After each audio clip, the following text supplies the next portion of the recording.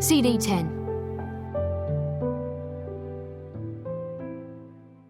Molly in the sky-blue satin dress, dirt-stained and creased, clumping along the dirt path in her dig boots. Bert the shovel helping to prop her up as she walks. The sound of a thunderous waterfall growing louder as the forest thins out. She feels it in the air, its spray fueling a mist that seems to be permanently watering the giant ferns and grey-green cycads she passes.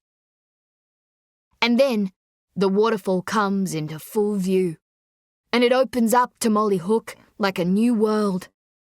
An immense natural hall with a sky roof and mighty walls made of deep red sandstone. Walls so dramatic, Molly has to believe they were chiselled by Norse gods, or the lightning man, or just Father Time. A waterfall that Molly finds as deafening and spectacular as would be 1,000 white horses charging over that same 250-foot cliff face. A rapid torrent rush, so forceful that she has to shout to have her voice heard by her fellow travellers. "Is this a dream, Greta?" she screams, and Greta smiles and shakes her head, her face wet with spray. Molly looks across the scene. A black and purple and white spider in a vast web in a tree beside her. The web fluttering in the draught from the waterfall. Vibrant native plants fringing the plunge pool. Large black boulders resting on the water's edge like polite children being read to by a schoolteacher. What the plants, the birds, the rocks, the insects in the trees and the creatures below the pool have all come to see and hear today is the waterfall. Like Molly, they all made it this far through the deep country. The rocks rolled here, the birds flew, the plants crept, the insects crawled. Molly looks up to the sky-blue roof above it all. The day sky. She walks alone around the pool to a corner of the natural hall, and she talks to the day sky in a soft voice, letting the sound of the waterfall hide her thoughts from her companions. "I didn't think I'd make it so far in," she murmurs, elated by the waterfall's power and finding something more than gravity in it. "You've always been able to make it as far as you wanted to go, Molly," the day sky says to the gravedigger girl. "Why wouldn't you make it this far?" "I've always wanted to stop at some point," Molly says. "I always reached a point where I was too afraid to go any further." "What are you afraid of?" "Everything," she says. "Everything," the day sky says, "and only one thing." "What?" Molly asks. "Not what, Molly. Who?" "My uncle." "Aubrey Hook," the day sky says. "But I don't have to worry about him no more." "He died back in Hollow Wood," the day sky says. "Yes, he did, didn't he?" Molly replies. "Yes, he did." "You wouldn't lie to me, would you?" "No, Molly." "But all you are is one big lie," Molly says. "You're a trick." "I guess you'll just have to trust me," the day sky says. "I guess so." "Like you trust the pilot." "He's a good man." "We'll see." "What does that mean?" "It means we'll have to wait and see what comes." "What do you think is coming?" "Danger, Molly," the day sky says. "Pain. But wonder too, and gratitude and joy. But you'd better keep an eye on that Yukio." Molly looks across the plunge pool and sees Yukio drop his head and drink from its edge. "Careful, Yukio!" Molly calls. "Crocodiles!" She snaps her arms in a chomping motion. Yukio nods, moves back from the pool edge. They rest for an hour by the crashing waterfall. Greta washes her face and underarms. Yukio studies the plants and insects in the fringing forest. Molly sits apart by a large black boulder with a chalky rock in her hand. She scrawls a new poem on the black rock. Yukio watches her writing. She can sense him over her shoulder. She turns and smiles at him. He sits by her side. Poem. He smiles. Molly nods. It's about us, she says. Yukio points at a word on the rock. Treasure, Molly says. Treasure, Yukio repeats, smiling. Molly points at Yukio's chest, and then she points at Greta, who is now on the other side of the plunge pool, cupping water onto her hair. Both treasure, Molly says. Both gold. Gold, Yukio whispers, his eyes fixed on the actress, who is standing now, a thick beam of sunshine backlighting her emerald dress, which is wet and sticking to her body. Molly sees the way he looks at her and, soon enough, Greta catches the pilot looking at her too, and she returns his gaze. What? She asks. Yukio points a finger at her. Greta Mays is treasure, he says, nodding his head in earnest, and he stands now as though he needs to speak this truth to the whole of the forest. Greta Mays is gold, he says. Greta freezes in confusion. Then she blushes. And Molly stands now too, and elbows the pilot playfully.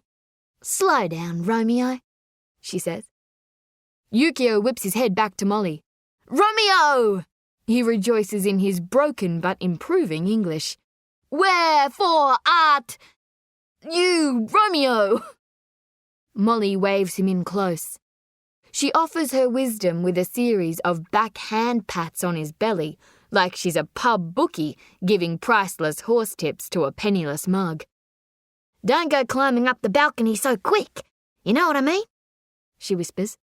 Yukio's eyes say he's not following. Don't run your race before the gun's gone off. You follow?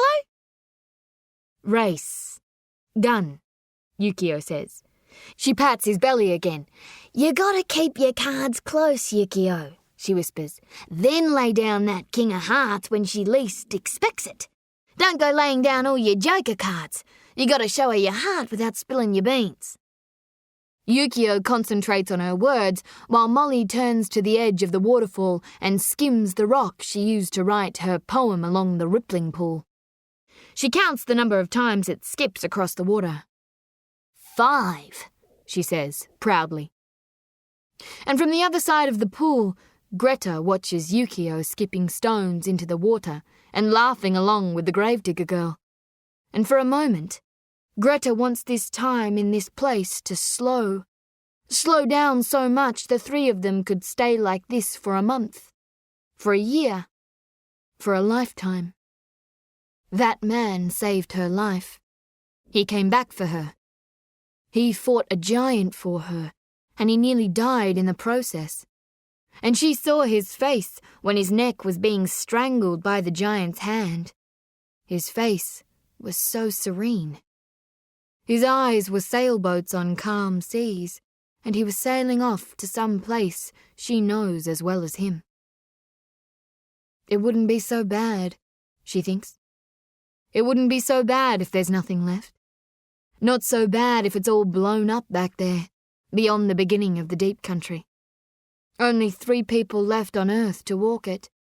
And it wouldn't be so bad if one of them was him. She's still staring at him when he turns to find her gaze across the pool.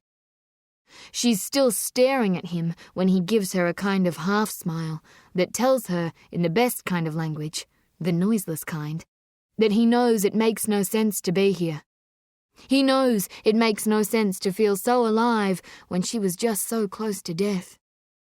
Then, in the tunnel of his view between them, he stops smiling, because attraction is a serious phenomenon, and Greta knows in this moment that heart curses are just fantasies for 12-year-old girls to believe, because nothing could still her heart when it's beating as fast as this. At lunchtime, Molly looks into the duffel bag for something to eat. 1 can left in the bag. a tin of her father's oxtail soup. The trio sit together by the edge of the black pool. Molly makes a hole in the soup can with her paring knife, and the three travellers take sips of the soup, which is lukewarm from the heat of the day. Greta nearly vomits her first taste back up, but then she squeezes 3 more mouthfuls down out of necessity. As she savours her mouthful of soup, Molly looks up and is struck by a peculiar cave in the cliff face behind the waterfall.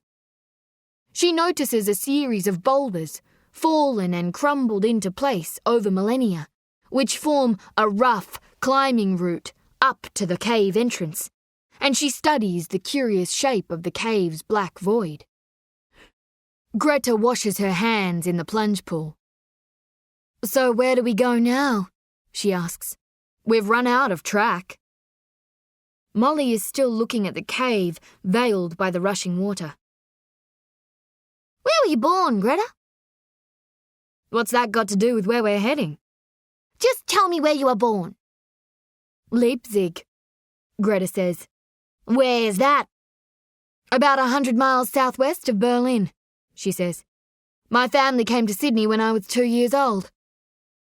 Molly gulps another mouthful of oxtail soup. She sits higher up than the others, on a smooth black boulder, while Yukio sits cross-legged on the grass, and Greta lies next to him, with her head resting on a grey rock slab, half buried in dirt. "You were born in Germany," Molly says.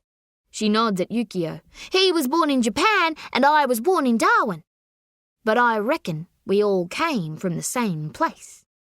"What are you talking about?" "My grandfather's directions," she says. "The place beyond your place of birth." She nods to the cave behind the waterfall. "What does that cave look like to you?" Greta studies the peculiar shape of the cave. "Like a pumpkin seed. Like an oyster," she tells herself. "Like the fresh mussels they sell by the waterfront on Sunday mornings." Then she sees it. "Well, ain't that just like a bloke?" she says, "sitting in God's country, surrounded by 1,000 natural miracles, and all he sees is a lady's pigeonhole." Yukio follows the gaze of the women, but struggles to see what they see. "Pigeonhole?" he ponders. Molly howls with laughter. Greta smiles, points at the cave beyond the waterfall. "The shape of the cave," she says. Yukio squints. "The nick in the notch?" "The naughty." Greta laughs. "The old rest and be thankful." Molly slaps her thighs, and Yukio laughs with her, still not following. "Yeah, periwinkle," Molly giggles, hands over her mouth. Greta rattles off names now, not even laughing, just stewing on the minds of all the men she's danced with and worked around since the age of 22. She adopts the voice of a drunken red dirt cattleman. "Your 9pence, your nursery, your itching Jenny, your Irish fortune," she says, picking up small rocks from the ground beside her and tossing them into the deep black waterhole. "Tulip, poke hole, spout, twatch, twitchet, niche, naff, naggy, and feckin' nettlebed." She pauses to think on something for a moment, and she returns to her natural voice. She sees all their faces and all their fingers. "Cunts," she says. Rusting wheels suddenly turn into motion in Yukio's mind. "Oh!" he gasps, pointing at the cave, wide-eyed and embarrassed. And Molly howls so hard she falls backwards off her sitting rock. Yukio's laughter then echoes across the waterfall chamber, and his joy is a welcome infection for Greta, who lets her pursed, puffy lips slowly break into a smile. Molly stands up now, collecting herself, and nods her head at the cave. "All the stories I ever heard in town about my grandfather's long walk," Molly says. "He never said exactly where he went, but he spoke about what it was like. He said he went into magic places with Longcoat Bob." She looks around her setting. "This feels pretty magic to me, this place." "He said he walked through places with Longcoat Bob and came out the other side into places that felt like different worlds. different dimensions even. Molly takes a deep breath. "Yep, this is the way," she says. "We gotta swim over to the other side of the waterhole. We gotta go through that cave up there." "What about the crocodiles?" Greta asks. "I think we'll be all right," Molly replies. "You gonna talk to them again?" Greta says dryly. "Ask them for permission to cross." Molly smiles. "Nah, them crocs will come here every now and then, but I reckon they won't want to hang around too long because of that noisy waterfall." "Crocodiles," Yukio says, airing his concern. "Yeah, but just freshies this far inland, Yukio," Molly says. Greta places a calming hand on Yukio's thigh. "Don't worry, the freshies only grow to 9 feet, she says. But Yukio doesn't hear that line because he's distracted by something moving low in the sky over Greta's shoulder. Then, Greta hears it too. Something familiar. Something impossible. It's the sound of a baby crying, loud enough to be heard above the noise of the waterfall. She follows Yukio's gaze and turns around to see a dark, black-brown, wedge-tailed eagle cutting from east to west across the wide black pool. So big and majestic and powerful is the creature that Greta flinches when she sees it. An adult female with a wingspan that must be more than 8 feet across. A flying motion of such grand design and power that as the wings cut the air, they make a noise like a silk sheet being shaken in the wind. And she knows it is the queen they saw before. The great bird has a fanned and wedged tail almost 2 feet across, so wide and balanced Greta could serve scones on it with mini bowls of jam and cream, and a hooked grey beak appropriately shaped like death's scythe. But the raptor is burdened. It moves slow through the sky with laboured flaps of its wings because somewhere along its endless hunt for easy prey, a moving and pitiless ground feast of rabbits and brown hares and foxes and koalas and wombats and small wallabies, its long black talons have hooked a strange treasure, more cumbersome than even this raptor's normally impressive endurance and leg strength can accommodate. A howling human infant, nestled in a baby sling made of bush string, paper bark and cane strips, which now hangs from the eagle's vice-grip talons by its woven cane and paper bark carry strap. Greta hears that cry again, splitting the air and splitting her heart. 2 other smaller birds shoot down from high above towards the eagle and its plunder. They look like brown hawks, and Greta now realizes that the eagle is waging a mid-air fight to keep hold of its treasure. One brave hawk flaps a wing across the eyes of the eagle, which then slows, and this slowing of momentum seems to add to the weight of the cargo, and the eagle must work hard now to start the motor of its wings again and find enough energy to make it to the top of the waterfall.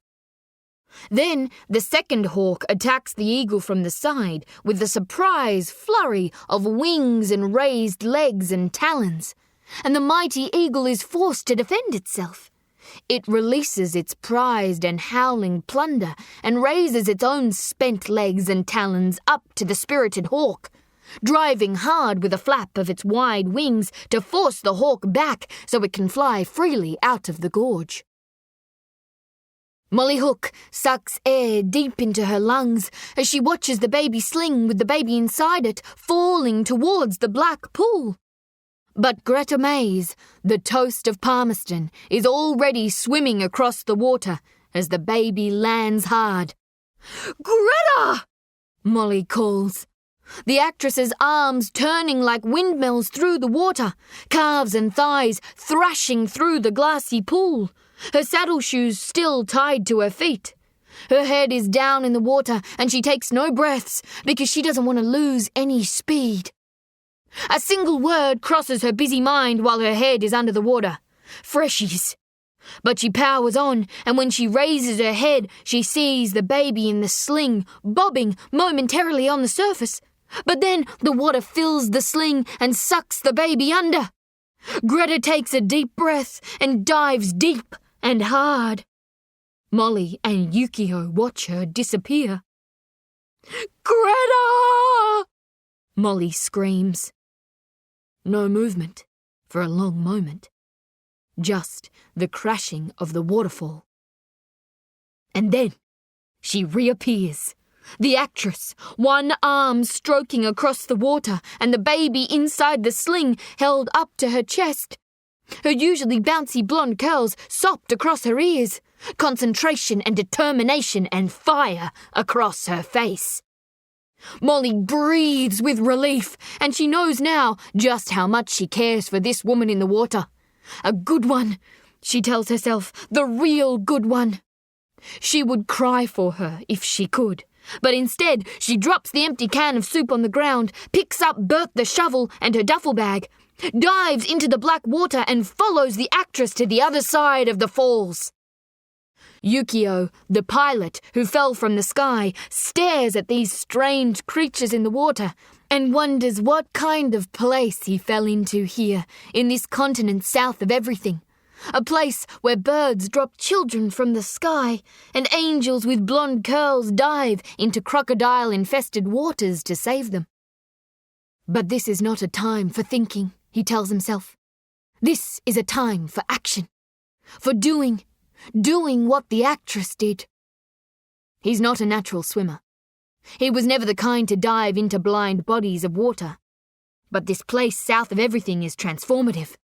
People can change here, he tells himself, and he feels himself turning by the water's edge.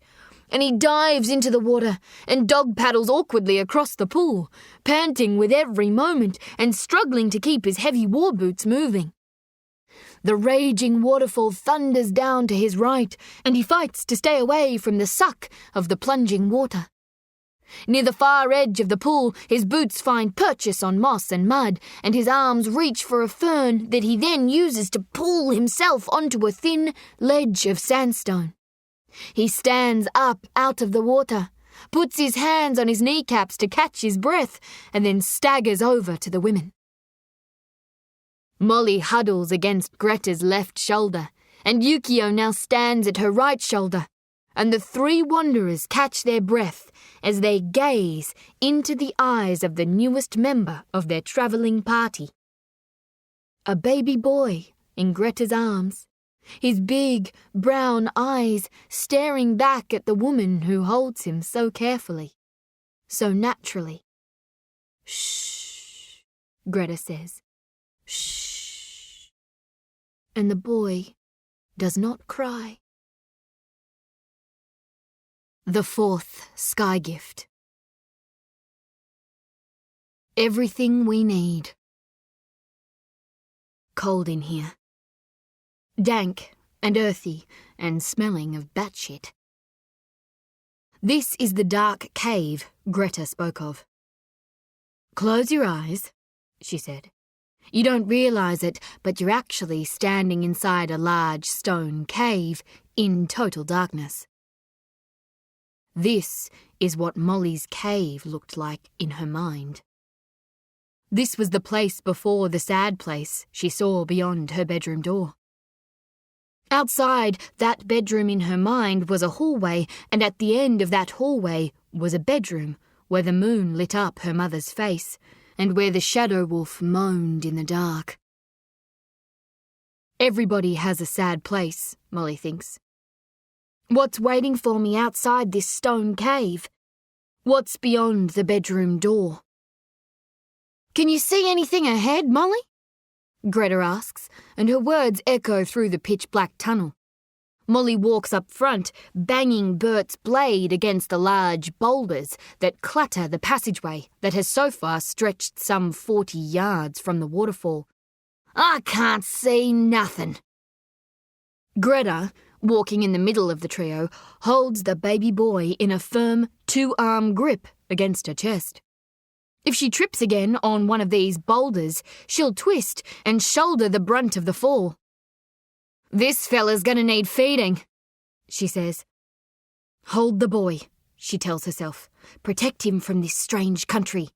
No place for a thing so perfect. No place for the miracle boy." "That fella needs his mum," Molly says.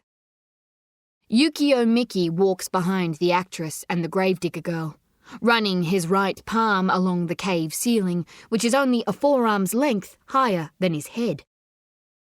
Molly remembers Greta's words. Then you see a line of fire draw a door on the wall of that cave. Up, across, down again, and back across. A fire-traced door is what she needs. She would open the door and step out of the cave into a new world. And what would that world look like?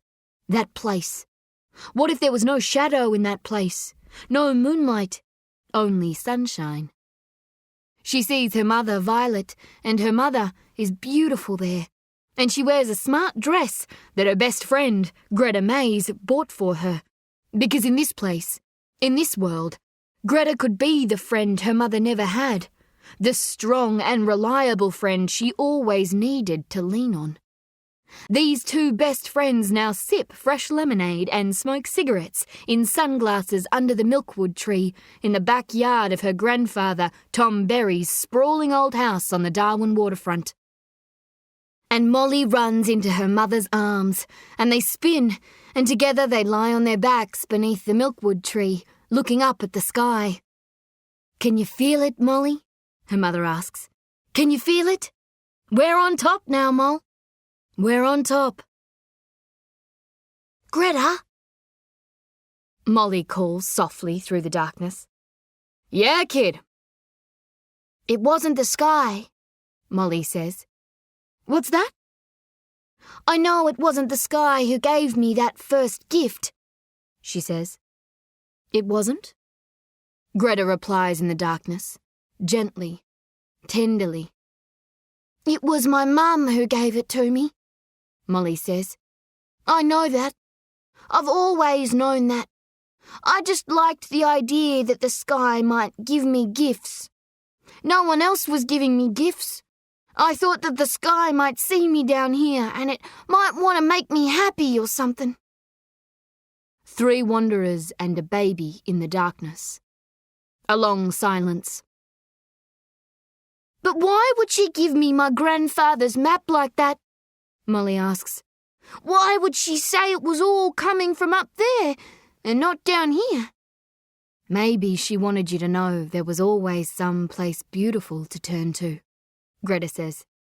"She gave you the sky, Molly. Maybe that was the gift. Not the bloody copper pan." "I reckon she wanted me to find Longcoat Bob," Molly says. "She wanted me to find him and ask him to leave me be. She didn't want my heart to turn like hers did." "Molly?" "Yeah," Molly says. "Your mum loved you a whole lot." "How do you know that?" Molly asks. Mums just know, Greta thinks. "I just know," she says.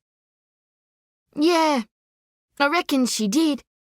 But then her heart turned to stone and she had to go away," Molly says, her hands reaching blindly for a boulder that her boots have struck.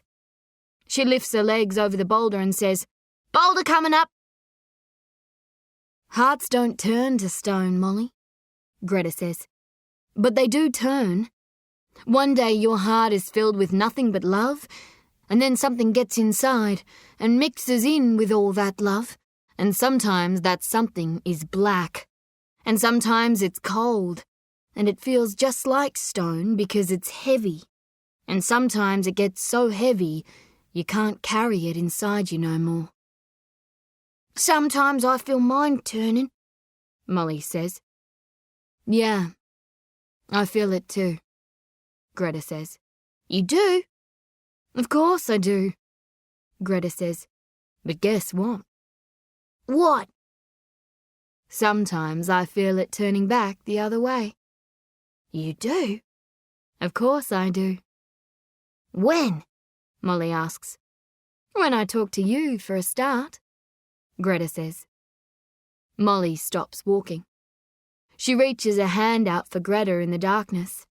She finds her shoulder, and Greta finds the gravedigger girl's hand in the black, and she briefly squeezes it. But the moment is too sweet for someone so battle-hardened, so she shatters it with humour. And then there's the times we go on long walks through old rock vaginas. And Molly laughs, but a sound makes her turn back the way she was heading. A sound somewhere in the black, somewhere towards the end of the passageway. Can you hear that? She asks. It's music. And she quickens her pace, tapping Bert's blade against earth and rock as she goes. Piano keys, Greta says. Those perfect notes. Greta knows them. Greta remembers them. It's Liebestrom, Greta says. The love dream. She remembers every note. My father played this when I was a girl. I'd go to sleep at night, and he'd rest his drinks on the piano top and play me to sleep with this music. My father said that was how I should always go to sleep. With a love dream. Molly listens hard. Notes falling into notes, echoing through the cave. Some of the long, melancholy notes moving in the opposite direction to others that are sharp and bright. The song feels to Molly like a heart that has not turned yet. A song for a heart filled as much with joy and hope as it is with sadness and longing. Then she sees light ahead, and she rushes towards it, the strange notes leading her on to where the passageway ends at a narrow gap she finds she can slip through easily when she turns side on and leads with her left shoulder.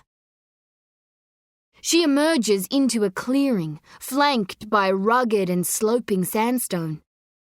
Opposite her, a loose path of dirt and small rocks splits in two. The western fork runs to a ridge of sandstone, beyond which Molly can see an expanse of stone country in the distance. A fork of silver-blue lightning splits the deep grey sky ahead. The lightning man, she whispers. Follow the lightning. But then Molly hears the piano notes coming from down the eastern fork, which heads off through a stand of black wattles and soap trees with flat, round black fruits. And then down an avenue of trees with mottled cream-grey bark and stiff leaves exploding with small ripe red fruits. These tree clusters are all canopied by a dense climbing vine with orange-yellow flowers shaped like starfish. And the melancholy piano notes float through this forest like saddened spectres. Greta and Yukio emerge from the tunnel, and Greta, holding the baby boy in her arms, the baby boy who fell into her arms from the sky, instinctively follows the notes down the vine forest avenue. Greta, where are you going? Molly asks. Greta says nothing, just walks deeper into the forest. We need to go this way, Molly says, pointing towards the stone country. We need to follow the lightning. We're almost there. I can feel it. But Greta walks on, her head turning left and right to study the hall of trees enveloping her, swallowing her whole. Deeper, deeper into the forest. The notes of the piano drawing her along another dirt path that veers off through a wall of crab's eye vine with purple pea-like flowers. Beyond this natural barrier, in front of a sandstone rock wall swallowed long ago by snaking and multiplying and unstoppable vines, is a circular clearing. And Greta now sees metal gold rush relics in the foliage around her. 2 upright wagon wheels rusting away by the rock wall, an ore cart, a wooden ladder, a pile of chains and straps and shafts and poles. In the centre of the clearing is a single tall bombax tree, maybe 60 feet high, with rough, pale grey bark covered in conical thorns. The tree is alive with fleshy red flowers and oblong brown seed capsules, hundreds of which lie on the ground. Their capsules split open like they were alien vessels whose absent owners abandoned them long ago. Beneath this tree sits a skeletal old man with long white hair, snowy eyebrows, a bushy chalk-white beard, and old, worn hands that are moving purposefully across the black and white keys of an old and moulding walnut wood upright piano. He wears a cheap, cream-coloured Chinese-style flowing tunic over loose brown slacks.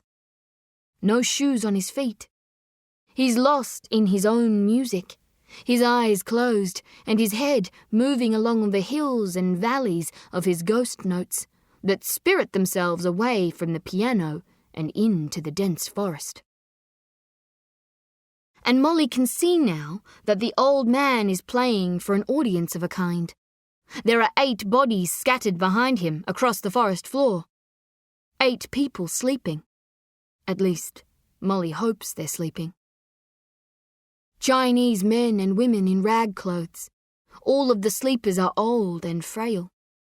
Some rest on their backs on low stretchers, and some rest their backs directly on the forest floor. Some laughing in their sleep, some turning their heads. 2 of them look particularly serene, asleep in the daylight, but smiling as though the music is reaching right through to their dreams, conjuring expressions of deep contentment. Calm, calm, the old man says, still playing with his eyes closed. Come closer. Don't be afraid. He sounds European. Dutch, maybe. Greta slowly and cautiously approaches the piano, holding the sky baby close. Molly and Yukio join her, and they all stare at the man with hair so lightning white, Molly wonders, for the briefest moment, if they have not stumbled upon Sam's lightning man here in the flesh. The one who sprays bending rods of electricity from his ear holes. Yukio rests his hand on the grip of the short sword, hanging from his military belt. His eyes scan the clearing for signs of danger, and the fact he sees none does not blunt the edge of his vigilance. Greta gazes over the sleepers in the forest. What are they all doing here? Greta asks. What does it look like they're doing? The old man replies, not skipping a note. Sleeping? Greta says. Not just sleeping, he replies. Dreaming. Piano notes bending through the forest trees. You play beautifully, Greta says.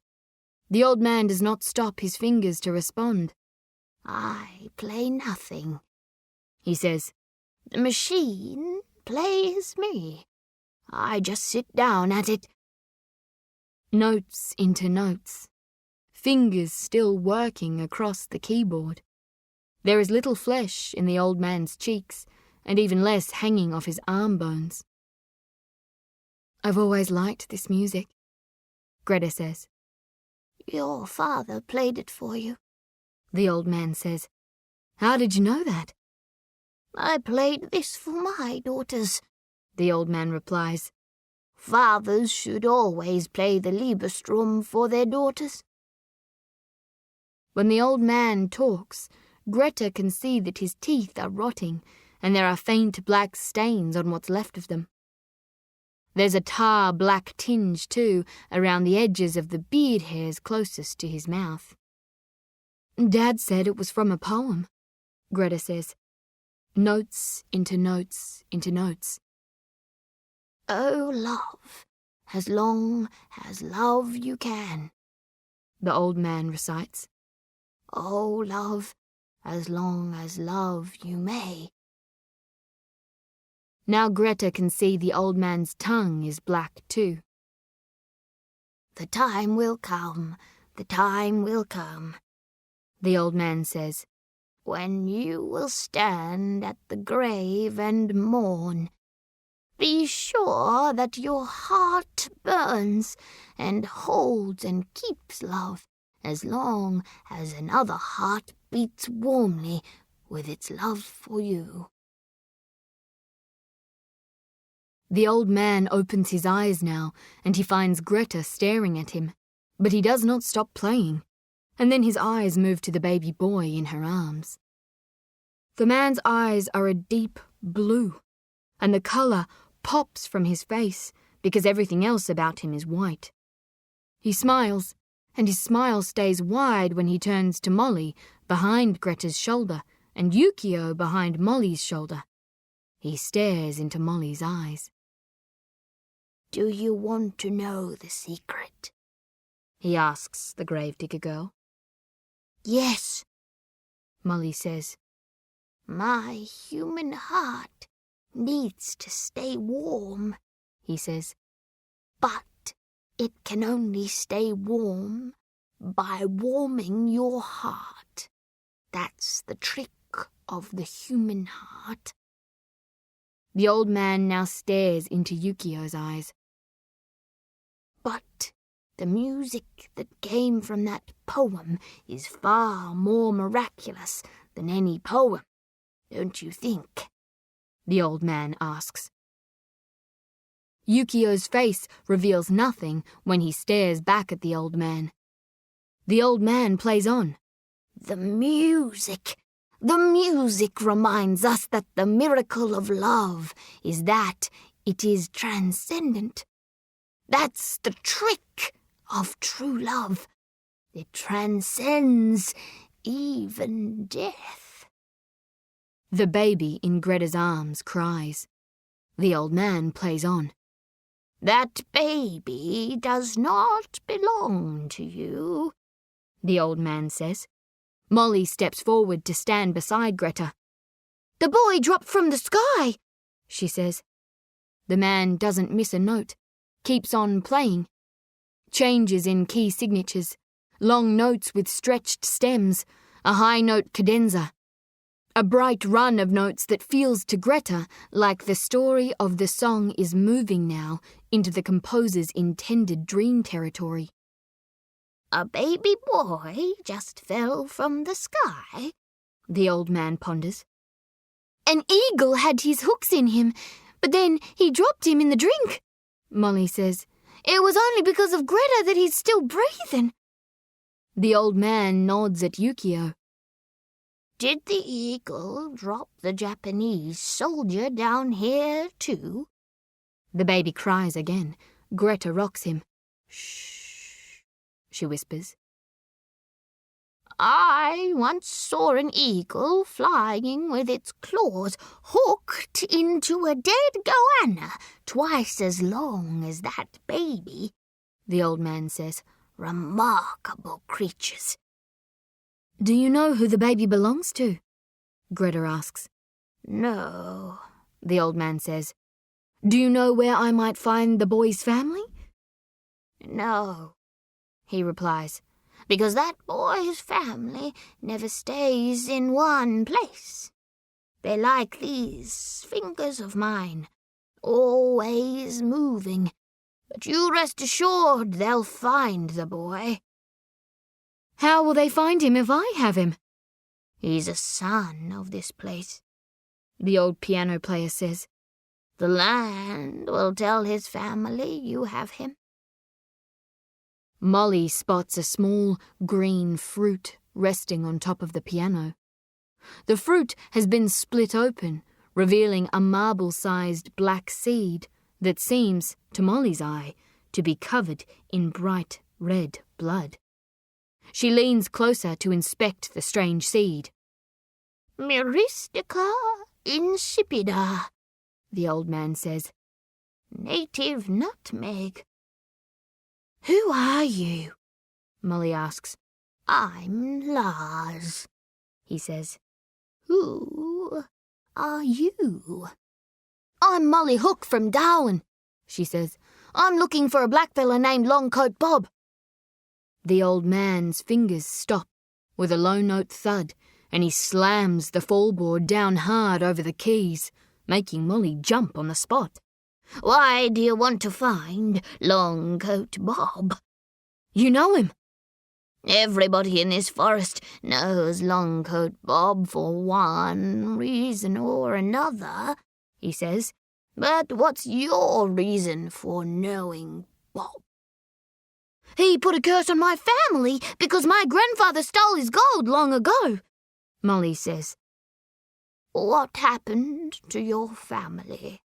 The old man probes in a soft voice. Longcoat Bob turned their hearts to stone, Molly says. They all started dying. Some died quick, and some died slow, and some died long before they should have. Everybody dies, child, the old man says. I suspect there are hundreds lying dead in your hometown as we speak. He swings round to Yukio.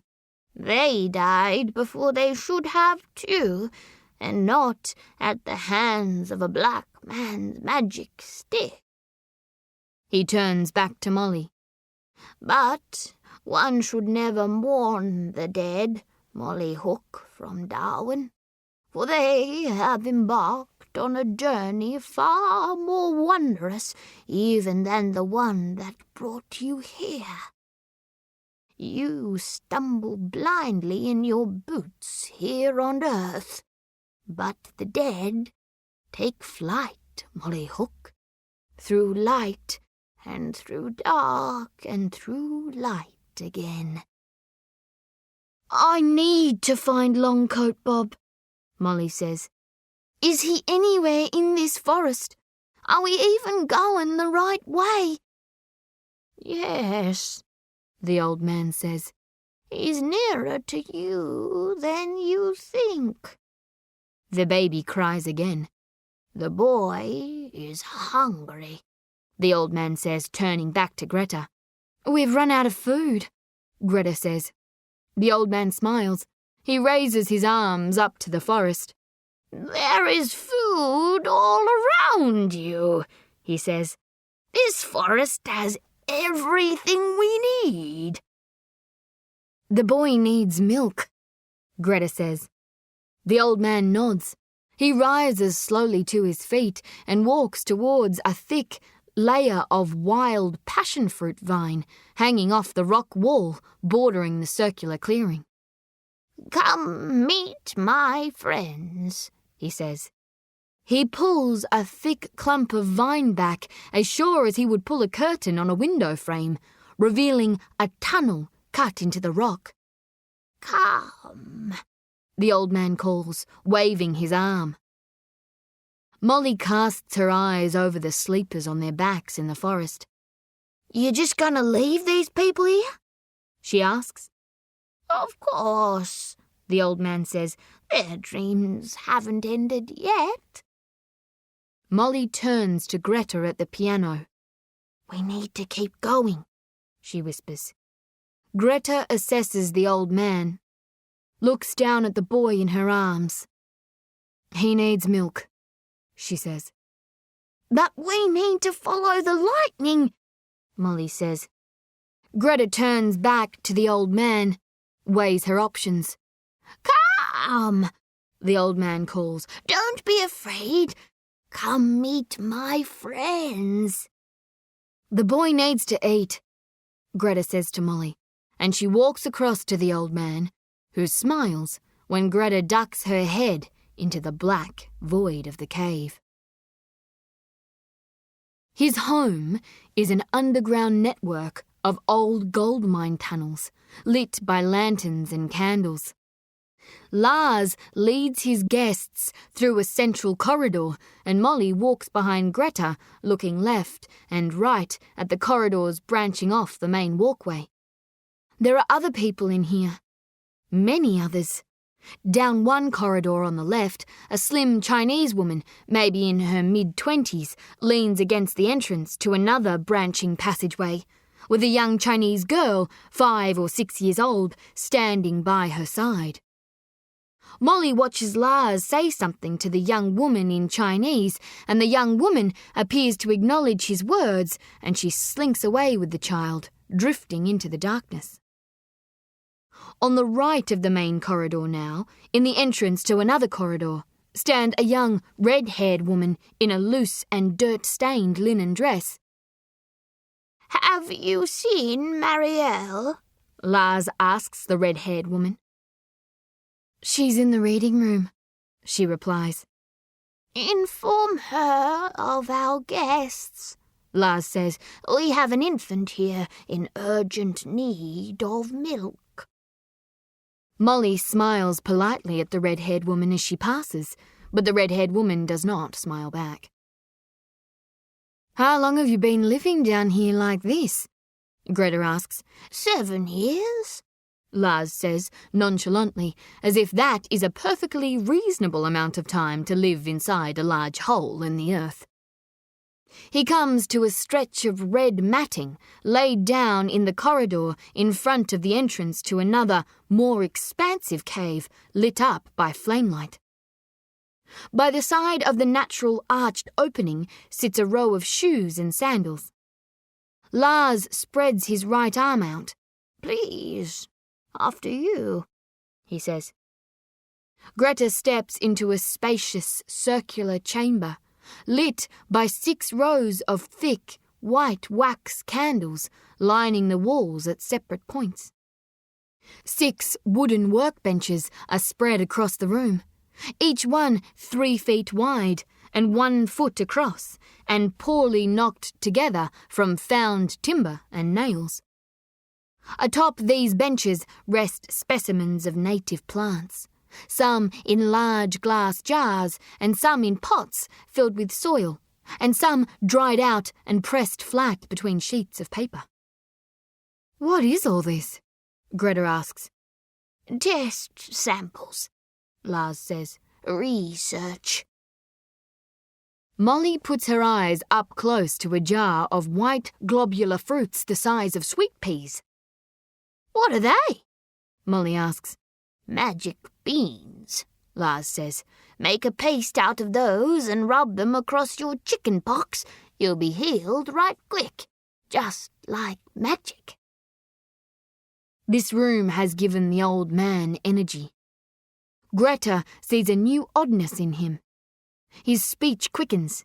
His thoughts bounce from notion to notion, idea to idea. He says he is a man of science.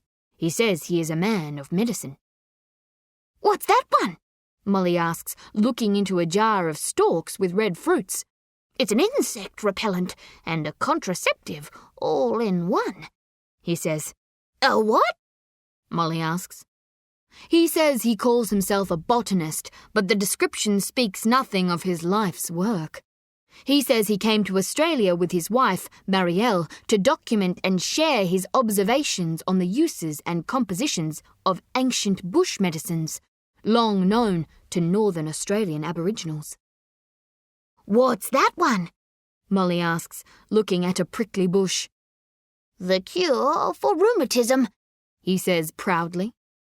He tells them that he has found things in this wild, southern world that could transform global medicine, but that the world has always moved too slow for men like him. Molly studies a jar of lemongrass. "Earache," Lars says. Yukio is taken by a jar filled with a succulent, bushy plant, not unlike a Japanese bonsai. "Toothache," Lars says. Greta holds a long, green stalk with a green orb at the end, opening to a crown of small, green-yellow spikes. "Papaver somniferum," Lars says, with great reverence for the plant. "Opium poppy." "You're making opium here?" Greta asks. Lars scoffs. "The extraordinary properties of the opium plant figure prominently in my research, but to say I make opium is to say Moses tended to sheep," he says, "or Michelangelo painted walls." He says he has reasons for never going back to Sydney. and the wild beauty and bounty of the northern vine forests are the only things that matter to him now. "Yes, I have made my mistakes," he says. "Yes, I have sinned. But who upon this earth has not?" He turns to Greta. "Have you not?" he asks abruptly. Greta shakes her head. He turns to Yukio. "Have you never sinned?" Yukio struggles to understand, but he is always following Greta's lead lately, and he follows it now, shaking his head. "I ask you, what's the greatest sin?"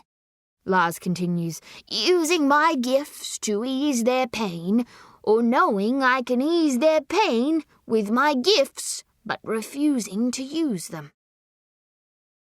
"Ease whose pain?" Greta asks. Lars does not answer because he's too gripped by his own increasingly erratic thoughts. "We have found God's medical box," he says. "We must open it up for all the world to see." Molly holds a naked and floppy segment of a tree branch up before her eyes. Shiny dark green leaves and green and white flowers and circular fruits with hard orange skin like small 2-inch wide oranges. "What's this for?"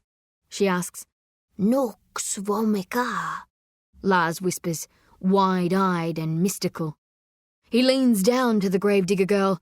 "Strychnine tree." He pulls a fruit from the branch, holds it up with wonder and awe in his blue eyes. "Magic fruit. Eat one of these whole, seeds and all, and you'll disappear from this earth and reappear in an instant at the pearl gates of heaven. Voila!" He shakes his head. "Extraordinary! This forest is filled with them." Lars moves to the centre of the softly lit chamber. He speaks to his guests now, the way he spoke to halls of academics in Sydney and Melbourne. All those men who drove him out of academia with their lack of vision and petty jealousies and their cowardly reluctance to experiment. "What an extraordinary continent we have found ourselves in," he says, holding up the orange fruit. "A place where death grows on trees." He tosses the death fruit up in his hand and catches it. "Is there a land in this world more in awe of oblivion? Death resides in its branches, in its rivers, in its soil. Death crawls here, and death slithers. It bites and chomps and infects and infuses. Tell me of a land more determined to kill those who would dare embrace its beauty." Lars shakes his head, looking down again at the orange fruit in his hand. He looks back up to find his 3 guests staring at him with visible concern for his sanity. "Milk?" Greta asks. A long dark tunnel, then a corridor turning left. Another young Chinese woman standing at the entrance to what Molly assumes is the woman's cave version of a bedroom. She nods at Molly, but she does not smile. Molly catches up with Greta in the corridor. "We feed the boy, then we leave as soon as we can," she whispers. "It's getting dark out there, Molly," Greta says. "We need to eat, and we need to rest. He's going to let us do both, so you just remember your manners and be thankful for the kindness." Lit by candles and lanterns, Lars's dining hall is a cold, rectangular cave with several hardwood poles capped by broad beams acting as cave-in props. Its walls are scarred with pickaxe marks where hopeful miners chased gold along quartzite seams. Molly casts her eyes around the space, and the first thing she sees is a rusted candelabra hanging from the centre of the ceiling. There is a dining table below it, long enough to seat 8 people. Another upright piano rests against the wall facing her. There are lounges and armchairs, and there is a daybed made of bamboo, and there are stretcher beds made of canvas and cracked wood set out in rows. And there are people here, and they are old. 10, 12, 14 people. They look to Molly like they are wilting, like they are dissolving into their beds, their skin hanging loosely from their bones. Most of them are old Chinese men, their beards long and braided, and old Chinese women in loose black robes. There is one old Afghani man, and 3 others are European white and European wilted, laid out flat and sleeping upon the beds and lounges or upright in the armchairs and dining table chairs, with their eyelids half closed and their heads wobbling and wanting to fall into their chests. The warm yellow glow of the candles and lanterns reflects from their faces and the rock walls. "What is this place, Greta?" Molly whispers. "I want to leave." Greta hears the girl but keeps her eyes on Lars. "Friends," Lars announces to the room. "we have visitors." Greta turns to the people in the room, smiling. Few of Lars's friends even register they are there. "Where did they all come from?" she asks. "Same place you came from," Lars says. "They came out of the birth cave. They travelled far like you, but they found us here, and here they stayed."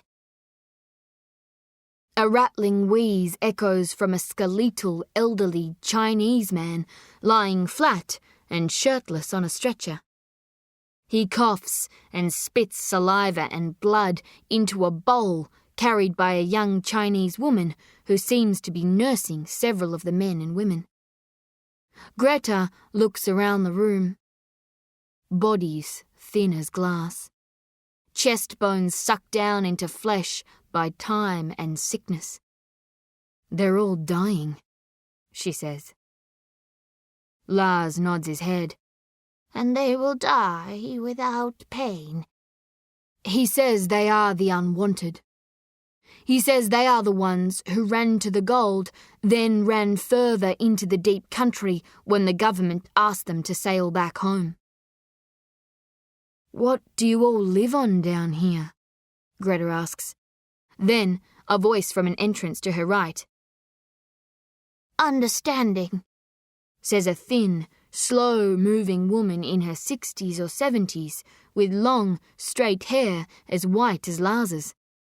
"Compassion, sacrifice, and—" The woman hands Greta an aged glass nursing bottle. "kindness." The bottle has a rubber teat fixed to its top and is full of milk. Greta takes the bottle with gratitude, then gently brings the teat to the baby's mouth, and the boy's lips suck on instinct, and relief spreads across his face. The white-haired woman smiles. "I'd say he's never had evaporated milk before," she says. "It's sweeter than what he gets from his mother." "This is my wife, Marielle," Lars says to Greta, who shakes Marielle's hand. "Thank you for helping us," Greta says. "I'm Greta. This is Molly. That's Yukio." Marielle casts a curious eye towards the Japanese pilot, who is standing back from the group, studying the bodies laid out across the room. "Don't worry about him," Greta says. "He jumped out of his plane out past Candlelight Creek," Molly says. Marielle smiles at this fantastical story, examines the pilot standing in her makeshift cavern home. "Why is he travelling with you?" Marielle asks.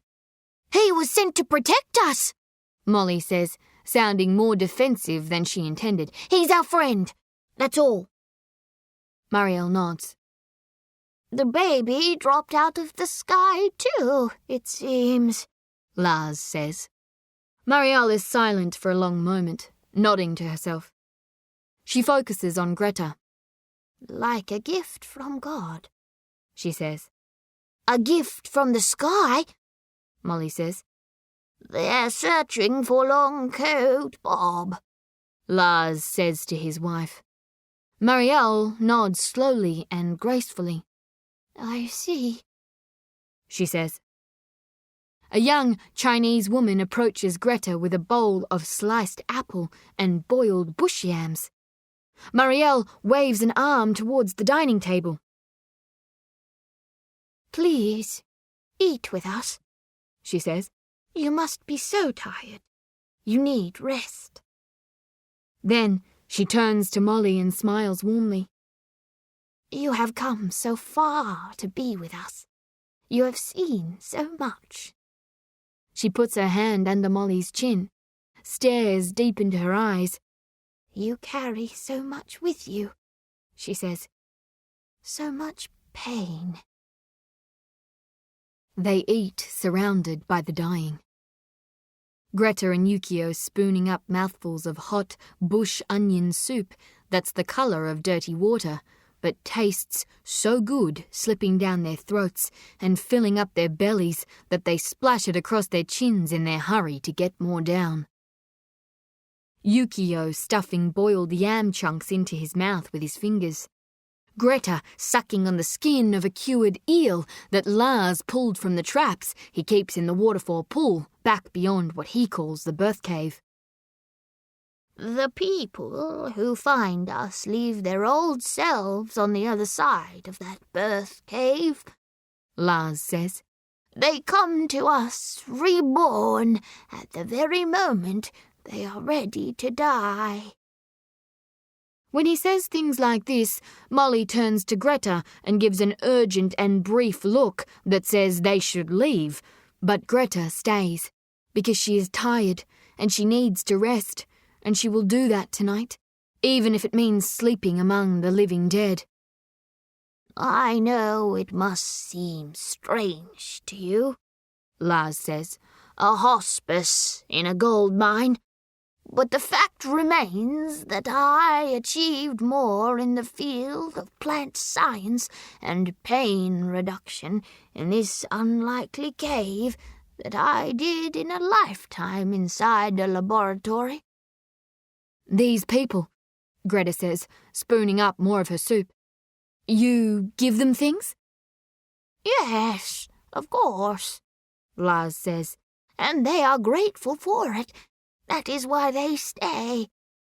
Where would these people go in Darwin? Who would look after them? He turns to Molly. The only help they'd ever receive is a free ride on the back of a wagon to the nearest cemetery. Molly pecks lightly on long roasted yams that taste like sweet potato, but she reaches more frequently for a bowl of sliced wild passion fruit. You are not having your soup? Lars asks Molly. Molly shakes her head. I'm not hungry, she says.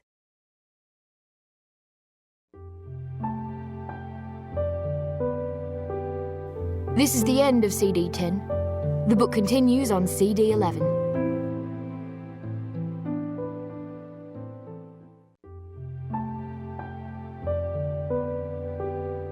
CD 11. An hour passes at the dining table. They eat brown, grape-sized balls of bush bee sugar bag honey for dessert.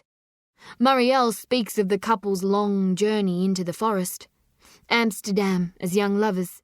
From Amsterdam to London as students of science. From London to Shanghai and back to Amsterdam, and then down into wild Australia. Greta watches the boy who fell from the sky sleeping inside a canvas sheet on the daybed beside the piano. A sleeping baby, she tells herself. Something so perfect and vulnerable in a world so deadly and cruel. Her vision is blurred briefly and she loses focus on the boy. So she rubs her eyes and considers how little sleep she has had since going on this foolhardy journey with the gravedigger girl. Foolhardy journey, she tells herself. Foolish journey, she tells herself. What on earth is an actress like Greta Mays doing in a cave for the dying in the middle of Australia's northern nowhere? Why on earth is a Japanese fighter pilot by her side? She turns to Yukio, and he smiles at her. There is a boy-like warmth to that smile. There is innocence. Greta, Yukio begins. Greta, okay? And Greta dwells on those words of Yukio's, because there is something strange about the way those words came out. The way they came out so slowly from his mouth. Then Yukio taps the fingers of his right hand and waves his fingers oddly in front of his eyes. Greta turns to Lars and Marielle, and she realizes the room is warmer. The glow of it has brightened. Lars and Marielle speak of their strange cave hospice in the deep country, how they would travel deep into this forest on research trips from Darwin, how they decided one day to simply stay put. Why go back when the forest had everything they needed? Anyone we met in the course of our journey, we invited into the forest to join us, Lars says. Broken down and penniless Chinese gold miners, starved Chinese farmers who'd fled to the forest hills when the towns of the Northern Territory had no place for them. Criminals and vagrants and men with dark pasts. They all had their reasons for coming, but they all came to ease the pain, and they all found salvation here in the underground. A young Chinese woman brings a clay jug to the table. She places 5 clay mugs on the table before Lars and Marielle, who nods permission for the girl to pour drinks for the group. Molly watches a thick, black liquid run into the mugs. It looks to her like syrup, but it's the colour of the sarsaparilla in Bert Green's lolly shop on Sugar Lane. That place of her dreams that belongs to a world that feels so far away now. She walked through that birth cave and she came out into a different time, a different world. Nothing makes sense in this new world. She looks at Greta. Even Greta seems different here. She looks at Yukio. He's staring at a rock wall and his eyes seem different.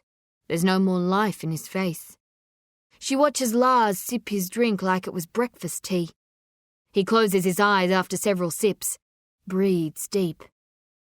Marielle looks across the table at Greta. Is that why you have come? She asks. Have you come to ease the pain? Greta focuses on the question. What? She replies, and her mouth feels dry. Why have you come to us? Marielle asks, smiling tenderly and speaking as softly as a cloud. Have you come to ease the pain, Greta? Greta has an answer to this question, but she can't wrap a knot around it in her mind. She can't focus, but a name comes to her. Longcoat Bob, she says. Greta? Molly says. We're looking for Longcoat Bob, Greta says. What's wrong with you, Greta? Molly asks. She turns to Lars and points to her cup. What is that stuff? She asks. It will help you sleep, Lars says, sipping from his cup. It will help you dream. He turns to Greta. You will have dreams of love, he says. It will take your pain away. It will drain the pain out of you, and you will sleep for 15 hours, and you will wake with a clarity of mind that you did not think possible. Greta studies the clay mug before her. Her fingers wrap around it. We need to go, Greta, Molly says. We need to find Longcoat Bob. Marielle reaches a hand across the table and rests it on Molly's wrist. I'm so sorry, Molly, Marielle says. What? Molly asks. I'm so sorry, child, Marielle says mournfully. Sorry for what? She rubs Molly's wrist. So much pain, she whispers. Molly pulls her wrist from her touch. "What are you sorry for?" she asks. "You will not find Longcoat Bob, child," Marielle says gently. "Longcoat Bob has gone from us." Molly studies Marielle's face for a moment. The white-haired woman with the skeleton body. Her cheekbones high and the flesh on her face drawn into her mouth. "That's not true," Molly says, indignant. "That's not true. Sam said he went for a walk. He's just gone walkabout." Greta raises the mug in her right hand. "He's dead, Molly," Marielle says. "You have come all this way for nothing." "That's a lie," Molly says. "You're lying." Lars discreetly leaves the table, walks over to the piano, sits down at it, and raises the fullboard. "But you have found us now," Marielle says softly. "You can rest now." Lars begins to play. The Liebestrom, the love dream, gentle keys, soft notes falling into soft notes, and Greta drinks from the mug. "Don't drink that, Greta!" Molly calls, but Greta keeps drinking. "You can all stay here," Marielle says. "You can rest. You can sleep." "I don't want to sleep here," Molly says. "I don't want to stay here." Molly turns to the pilot, but he too is drinking from his mug. "Yukio," she says, "we need to keep going." "Do not be afraid, Molly," Marielle says. "We will take the pain away. You carry too much. Too much pain for one little girl." Then a tear forms in Greta Maze's right eye, and it runs down her cheek. She turns to the sleeping baby she saved from the deep, black water. "Have you come to ease the pain, Greta?" Marielle says, another tear falling down the actress's face. "Ease the pain, Greta," Marielle urges. "Ease the pain." Greta rises gently from the dining table and she walks to the sleeping baby. "Greta, we have to go," Molly says. "I'm staying, Molly," Greta says. "I want to stop. I want to sleep." She lies down beside the infant and weeps openly now. "What's wrong with you, Greta?" Molly asks. "I'm staying, Molly," Greta says. "I can't walk with you no more." "But we need to find Longcoat Bob," Molly says. "Stop, Molly," Greta says. "Stop it. I should never have come with you." Molly stands up. "But you got us this far," she barks. "It was you who got us here." Greta shakes her head, weeping. "I'm not what you think I am," Greta says. "You don't need me, Molly. You've never needed anyone." "I need you, Greta," Molly hollers. "I need you." "You need to go home, Molly," Greta says. "We went too far in. You need to go home. You don't belong here." Molly rushes towards the bed. "I'm getting you out of here," she says, and she reaches for Greta, pulls hard at her arm. "Get away from me," Greta screams, snapping, and her anger makes her cry harder, and Molly can only step backwards from her friend in confusion. Greta turns her face back to the sleeping baby.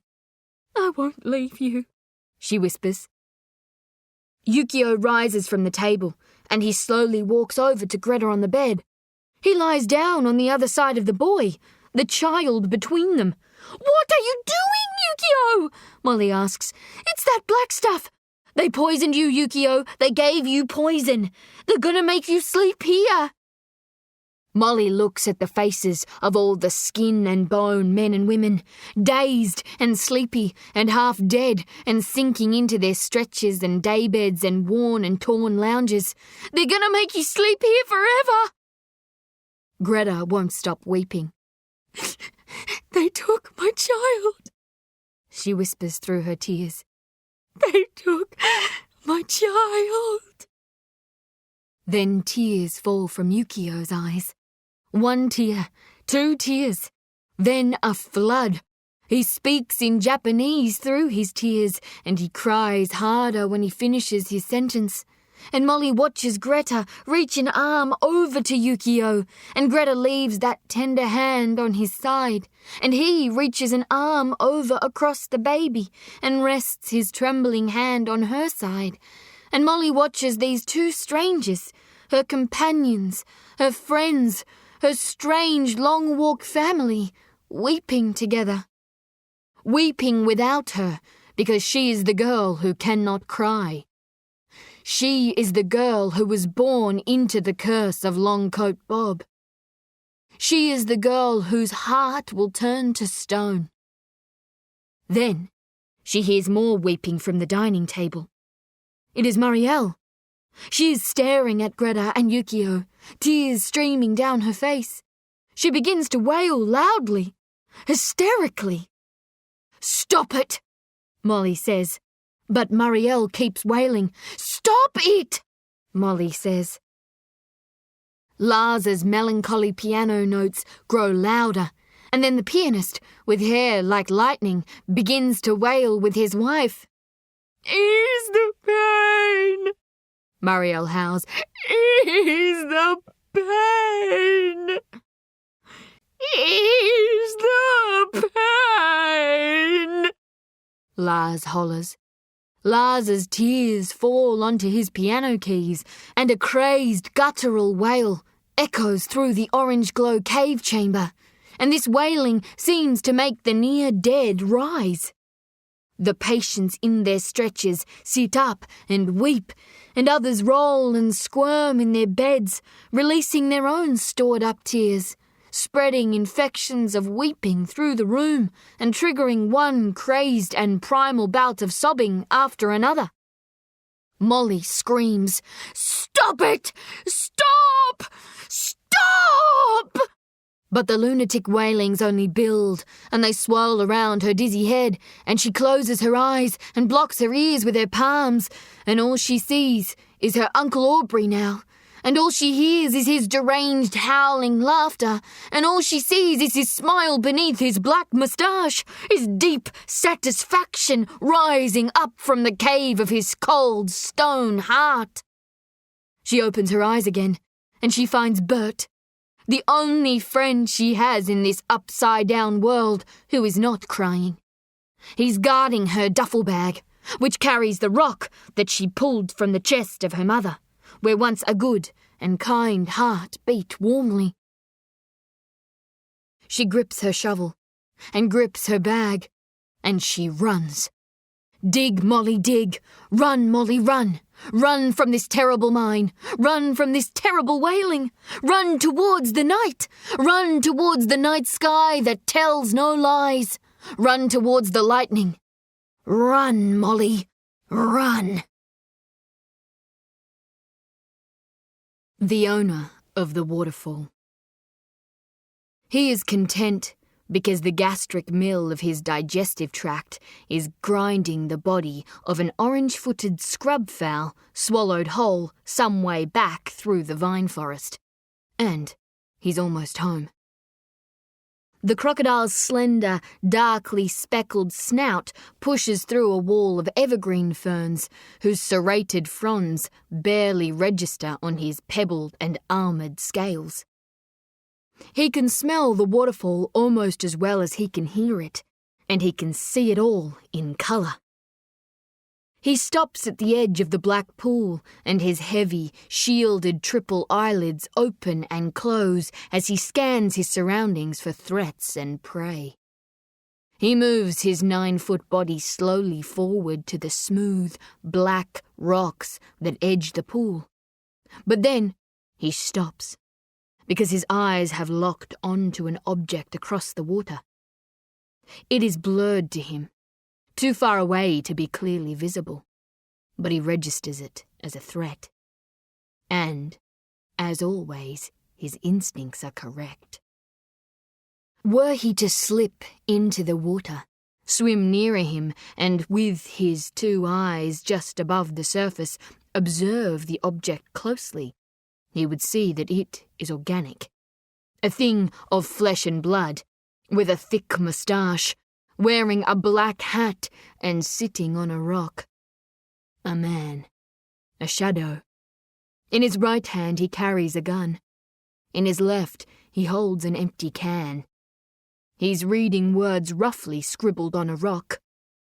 No weights of gold to measure, only scales of truth and lies, for we are living treasure under all our shimmering skies. The man in the black hat looks up at the waterfall, stares through it to the cave behind its cascading freshwater veil. He is so transfixed by what he sees that he pays no heed to the crocodile, which remains frozen at the water's edge. Breath slow, heart slow, then retreats, quietly, through the wall of evergreen ground ferns, convinced the waterfall now belongs to a new creature of the forest. On the plain of high heaven. He dreams of Darwin. His Zero fighter plane has stopped in the centre of Smith Street, the fuel gauge reading empty. He pushes open the cockpit canopy and he can see the town's destruction. Every stone building ripped apart by bombs. A silence so heavy his own breathing sounds intrusive. No wind. No movement in the town. Only desolation. He climbs down from the cockpit and stands in the street, the only man here. The only man alive in all the world. He looks to his feet, and he sees that he's standing on a silver road, a road of glittering mica. And he walks up this straight silver road, and he turns left, and then right, and he sees that this silver road is not fringed by vine forest, but by the limbless bodies of dead Australians. Piles of bodies, hundreds of bodies, their arms and legs branching into other arms and legs, like the limbs of the sprawling and nightmarish forest trees that he saw with the gravedigger girl and the actress. Flesh and blood pavements of women and men, split by a thin silver road that he must walk down. He removes his soft pilot's helmet out of respect for the dead, but he can't bring himself to look sideways anymore, so he looks down at his boots, his war boots, crushing the silver flakes of mica as he walks and walks and walks until his boots have no more silver road to walk on because they are blocked by a bed. It's Nara's bed, and Nara lies upon it, sleeping. And Yukio Miki wants to lie down beside his wife, but his body won't move forward. His legs won't walk, and his arms won't move. He wants nothing more than to fall asleep with Nara's breath on his face, but he can only call to her.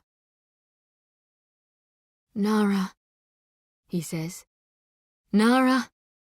And she wakes, and she coughs twice, because she is sick, but she smiles for him, because she is strong, and she always smiled for him like that. "Forgive me, Nara," Yukio says. "Forgive you for what, Yukio?" Nara replies. "I was coming to you," Yukio says, "but I could not leave this world." "You saw the woman in the grass." "I thought there was no more beauty left to see," he says, "but then I saw it everywhere in this strange place. There was so much of it here, I thought it must be Takamonahara." "But don't you see, Yukio," Nara says, "it is. All of it. It always has been." "I'm coming, Nara," Yukio says. "But what about the girl?" Nara asks. "The woman in the grass? The gravedigger girl, Yukio. The gravedigger girl, Yukio repeats, and he turns around to look at the ruins of Darwin Town. Rubble and dust and waste. But there are no bodies in Smith Street now. There is no Silver Road. There are only butterflies. Hundreds of white butterflies rising up to the blue sky. "Wait!" Yukio calls to the butterflies. "Wait!" But the butterflies keep rising. He wakes in sweat, his flight jacket wet with it. The bed he lies on wet with it. An orange glow. Firelight. Rock walls. A dining table. Stretcher beds and day beds and armchairs. All empty. He's the only person there. His mind is slow and his brain is heavy, trying to replay the events that placed him inside this cave. His heart races and he stands quickly and collapses immediately.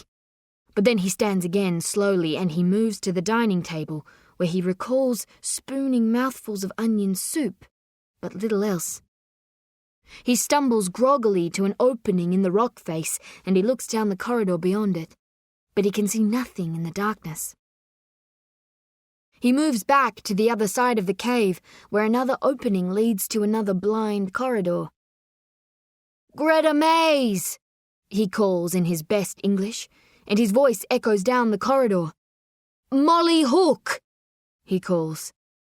He finds a third opening and he rests his arm against the rock wall as he calls again, "Greta Mays!" Only his echo is returned. He breathes quick and deep.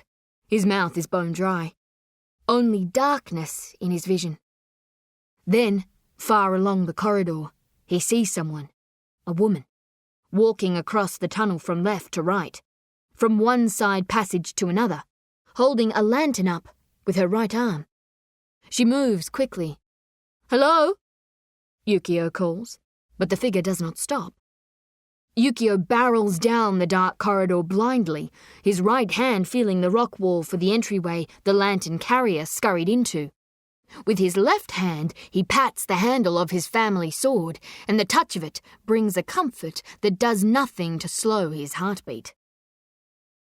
His boots kick up dirt as he walks, and the corridor is cold, and the air is thick. "Hello!" he calls. His right hand finally finds a wide space. "Greta Mays!" Yukio calls. "Molly Hook!" he calls into the passageway. His feet move faster as he turns into the black void, and he keeps his hands on the walls to feel his way along the corridor. "Hello!" he hollers, the sound echoing through the tunnels. He moves faster still, because his heart beats faster still, and he cuts his hand on a sharp rock edge sticking out of the wall, and then he releases his hand from the guiding right wall and breaks into a jog. "Greta!" he screams. "Molly!" And he builds to a blind run, and then his face slams hard into a junction wall, and he has to stop and put his hands to his nose because it feels like it's about to run with blood. He breathes hard, looks up once again, looks left, looks right, but finds only darkness. Then he looks left again and sees the woman with the lantern once more, turning right into another passage, and he runs after her. "Wait!" he says. "Wait!" And he charges down the passage, and his arm reaches out for the guidance of the rock wall, and his palm finds air, and he turns right, quickly into a new passage, and he sees the lantern woman moving slowly now into a doorway, from which light spills into the darkened corridor. Yukio pads quickly to the glowing light and turns into the opening. "Greta Mays!" he barks as he enters another spacious cavern that looks almost identical to the one he just woke up in. Except there is only one large wooden bed, with no mattress here. No tables, no chairs, no stretchers, no piano. And the bed is in the centre of the space, and all the people of this troubling underworld, all the sleepers, all the half-dead, have formed a circle around it. "Shh!" says Marielle, turning from the circle to admonish the Japanese pilot. They are dreaming. Yukio can make no sense of the scene, and the confusion makes him ache, and the incongruity of it all makes his head throb even more than it throbbed when he woke from his dreaming. He must catch his breath, and as he does, he sees that Greta Mays is lying on the large bed, lying on her side in a deep sleep, and the baby who fell from the sky is sleeping there too, nestled in the warmth of her chest.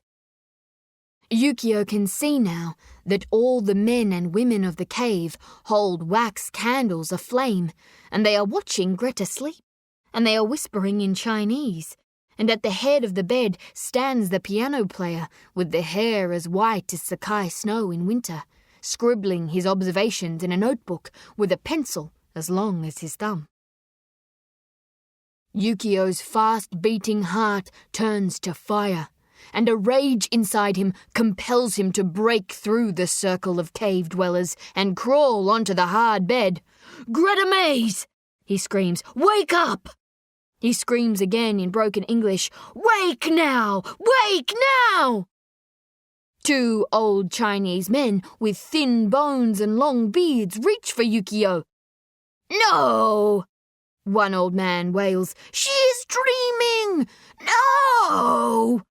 And then more of the cave dwellers reach for Yukio, tugging at his arms and shoulders and speaking in Chinese, loud and panicked. "Wake up, Greta!" Yukio hollers, his hands shaking her now. He pushes her hard and she flops over onto her back, eyes still closed. "She will not wake," Lars says, matter-of-factly. "She does not want to wake." "Why did you wake, Yukio?" Marielle asks. "You were dreaming so beautifully." Yukio shakes Greta again. More cave dwellers crowd around him, hands reaching for him.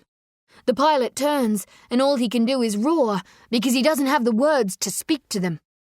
He pulls his short sword from his belt, and he charges at Lars, whose bulging blue eyes are so crazed and wild they can only stare in wonder at the stranger who now raises a blade to his face and drives him hard against the cavern wall. "Back!" Yukio snarls as he tears the notebook from the old scientist's hands and throws it across the room.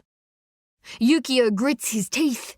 The wild dog of his fury, the tiger of it, presses his blade tip hard against Lars's throat and lets loose a barrage of hate-filled words in his native tongue that spray against the old man's face, words about how Yukio came to this forest to escape the killing of men, but every bone in his rabid body right now is willing him to resume it. He roars and raises his elbows high and drives the blade hard and straight towards Lars's eyes, adjusting his thrust late so that the sword slices the top of the botanist's right ear and stabs through the handle loop of a gas lantern that hangs from a nail against the rock wall.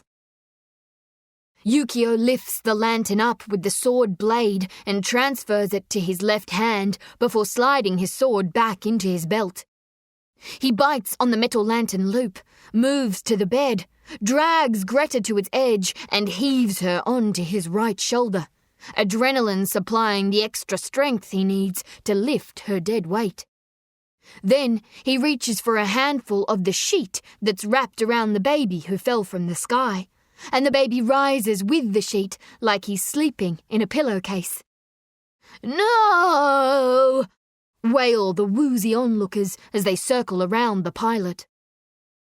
Yukio kicks at them hard, thrashes his legs around wildly, driven by primal fear and primal rage, and he barges through the group and back out of the cavern's entrance, back into the black corridor, the lantern providing just enough light. "Ease the pain!" Marielle hollers after him. "Ease the pain!" And Yukio runs, because he now knows what this place is, so far from the plane of high heaven. This is the netherworld. This is Yomo no Kuni, This is the world of darkness. This is the land of the dead. Moon Truth. She stands alone at the edge of the world. The gravedigger girl, and a high night wind behind her back, pushing her floppy brown hair, curled like her mother's, forward across her face. I will never be afraid, she tells herself, but she is. That is the truth of it. Night skies tell no lies. She is alone. That is the truth of it. She is sick in the stomach because she dragged her only friends into a hell that she made. Only her. That is the truth of it. I feel no pain, she tells herself. But she does. Night skies tell no lies. Night skies tell her the cold, hard truth that she's on her own. The gravedigger girl, in the sky-blue dress, with the shovel and the duffel bag, standing on a sandstone plateau, overlooking a valley of natural stone formations so bizarre and intricate, she wonders if they were made by the ancients. Made by the women with the quarter-lemon heads she saw back in the gallery chamber. 3 distant forks of electric blue lightning strike the moonlight horizon, and the stone valley becomes a city of giants. Men and women of stone bending and bowing and reaching for each other in the night wind. Molly tilts her head to the night sky. Star blanket with a full moon pillow. City of stone tween heaven and earth, Molly says to the night sky, and the night sky responds, the place beyond your place of birth. Molly plants her boots into a loose scree slope of sandstone rubble and begins to slide down the edge of the plateau. Where are you going, Molly? The night sky asks. I'm going to find Longcoat Bob, she replies.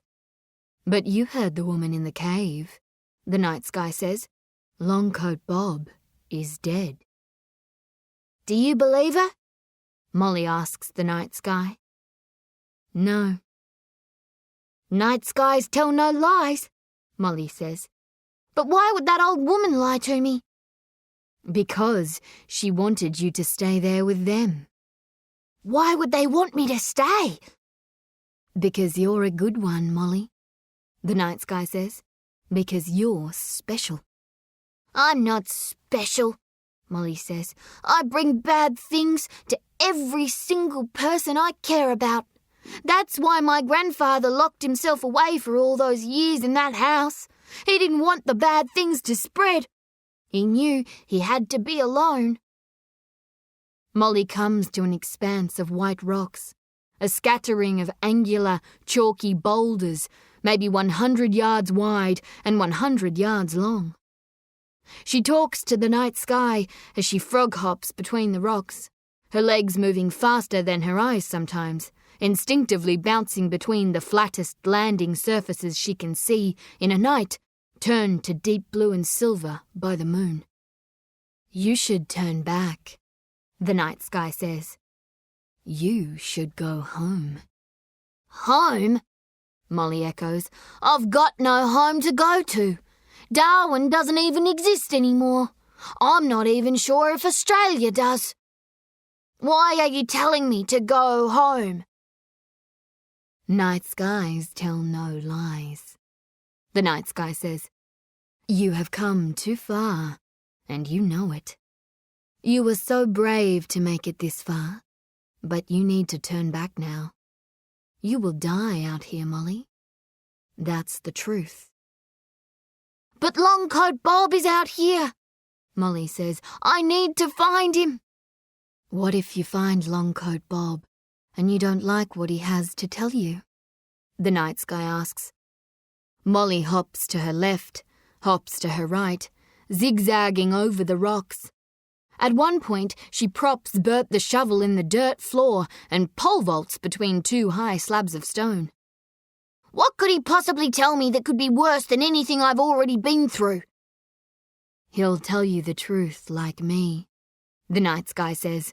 As she leaps from the last of the white rocks, she comes to 2 towering human-shaped formations, maybe 80 feet tall. Each of these segmented rock structures has a pillar for legs, a fat slab of sandstone for a torso, and a balanced ball of rock for a head. They seem to be looking down on her, and they stand like sentinels tasked for eternity with assessing all those who would pass between them into the city of stone at their backs. And she feels that they watch her as she passes between them and enters that city, a place carved by wind and time and turned into something as big as all the street blocks that make up Molly's Darwin town. Millions of years of erosion have fashioned freestanding sandstone blocks with shoulders and wonky heads that seem to be falling off their necks, and fat men pillars that seem to be leaning over in hysterics, and tall, graceful women pillars that seem to be gathering in gossip circles, and some conjoined pillars that look like twins or triplets. Hundreds, maybe thousands of them, across the entire city, as crowded together as the punters in Gordon's Don Hotel public bar on Melbourne Cup race day. Molly was always the short girl moving between all those legs, trying to find her father at the bar because she was hungry and wanted to go home and eat something. But all those tall, high-panted legs became like walls in a maze, and she would always find herself lost inside them. "Dad!" she'd scream. "Dad!" But he never heard her amid the din. And that's what this place is. Less a city than a maze. A maze of stone legs, separated by alleys of dirt and short clumps of dry speargrass. "Which way will you go, Molly?" the night sky asks. "I don't know," she says. "Go back home, Molly," the night sky says. "I'm not going back when I've come this far," she says. "I'll die out here if I have to." "I'm sure you will," the night sky says. "You'll get yourself lost in here, and nobody will ever find you. You'll waste away at the foot of one of these pillars, and the birds will peck out your eyes while you're still breathing." "Stop it!" Molly says. "You're scaring me." Night skies tell no lies, kid. Molly makes her choice. Molly makes her move. She walks into a narrow alley between 2 rows of pillars, some with 2 heads, one with a head like a dingo, one with a head shaped like an axe blade. She tells herself to follow the lightning, move forward. If she's moving forward, she is moving towards the lightning, and the lightning was striking on the other side of the stone city. If she moves forward, she won't get lost in the maze of stone legs. "No one is going to come for you, Molly," the night sky says. "Why are you saying that to me?" "Greta has turned, Molly," the night sky says. "Yukio has turned. Your mother is dead. Your mother left you here alone, and you will be alone always." "Stop it!"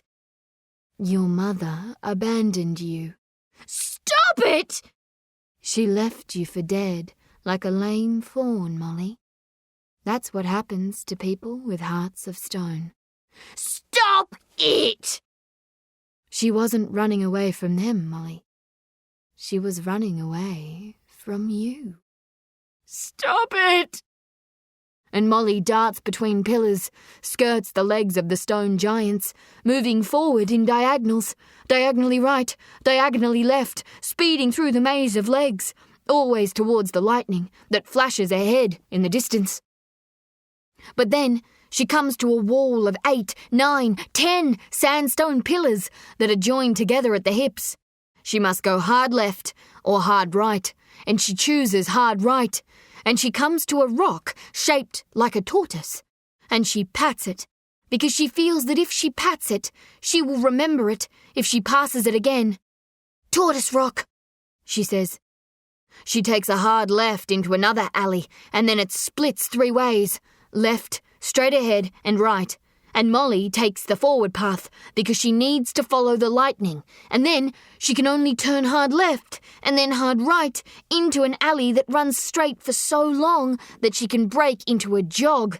And she needs to jog because she is frightened, and because in the moonlight the stone figures look like creatures bending down to curse her without words.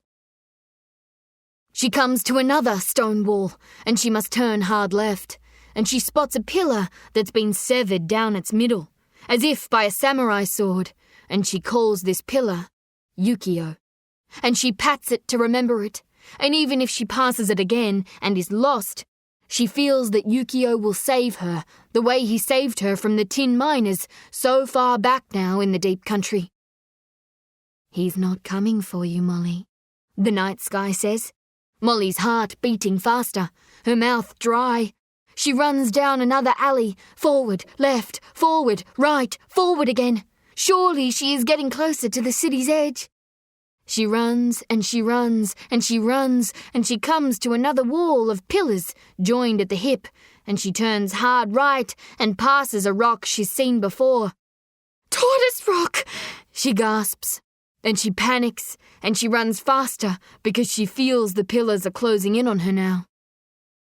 As she did before, she takes a hard left into the alley that splits 3 ways.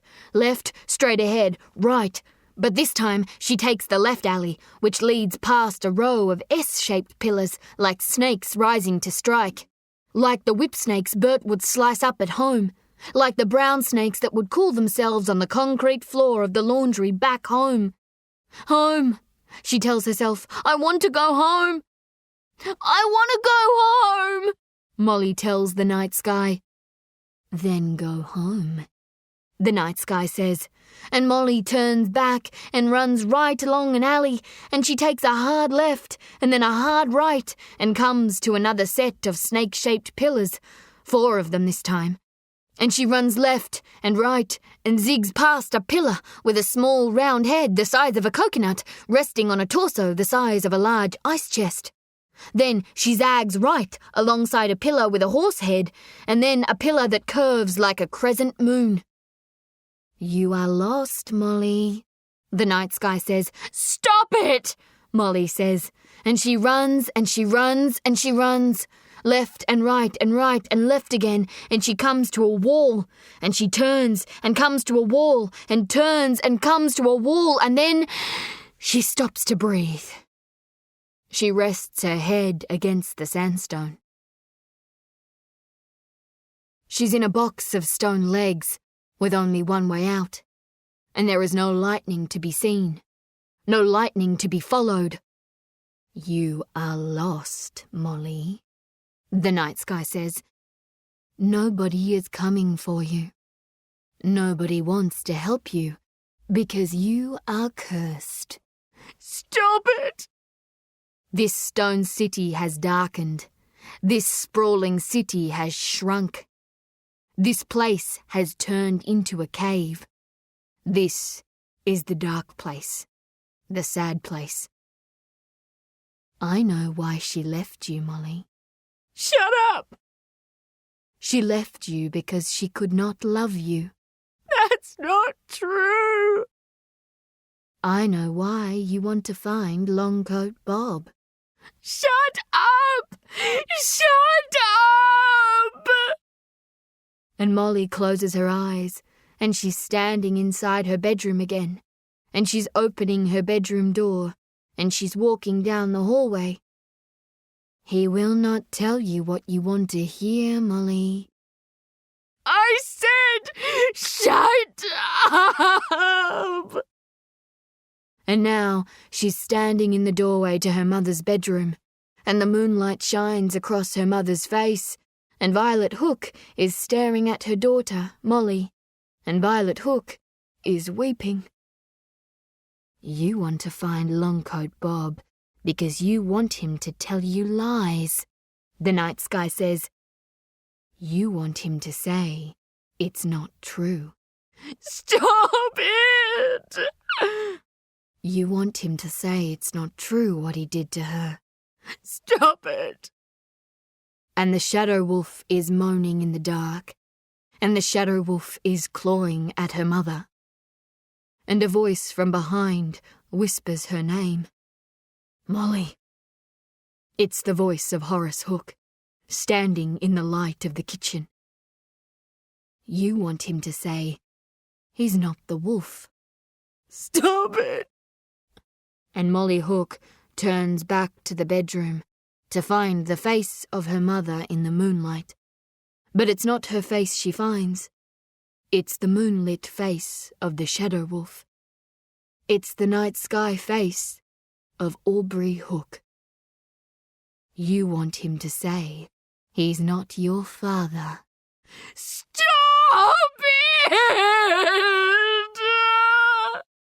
Molly screams to the night sky, and she grips Bert in her hands, and she swings hard at the sandstone wall, and Bert's blade hits it with such force that brief firework sparks pop from its edge, and Molly plants her boots in the dust and swings again, and the blade smacks against the stone, but the stone does not crack in two.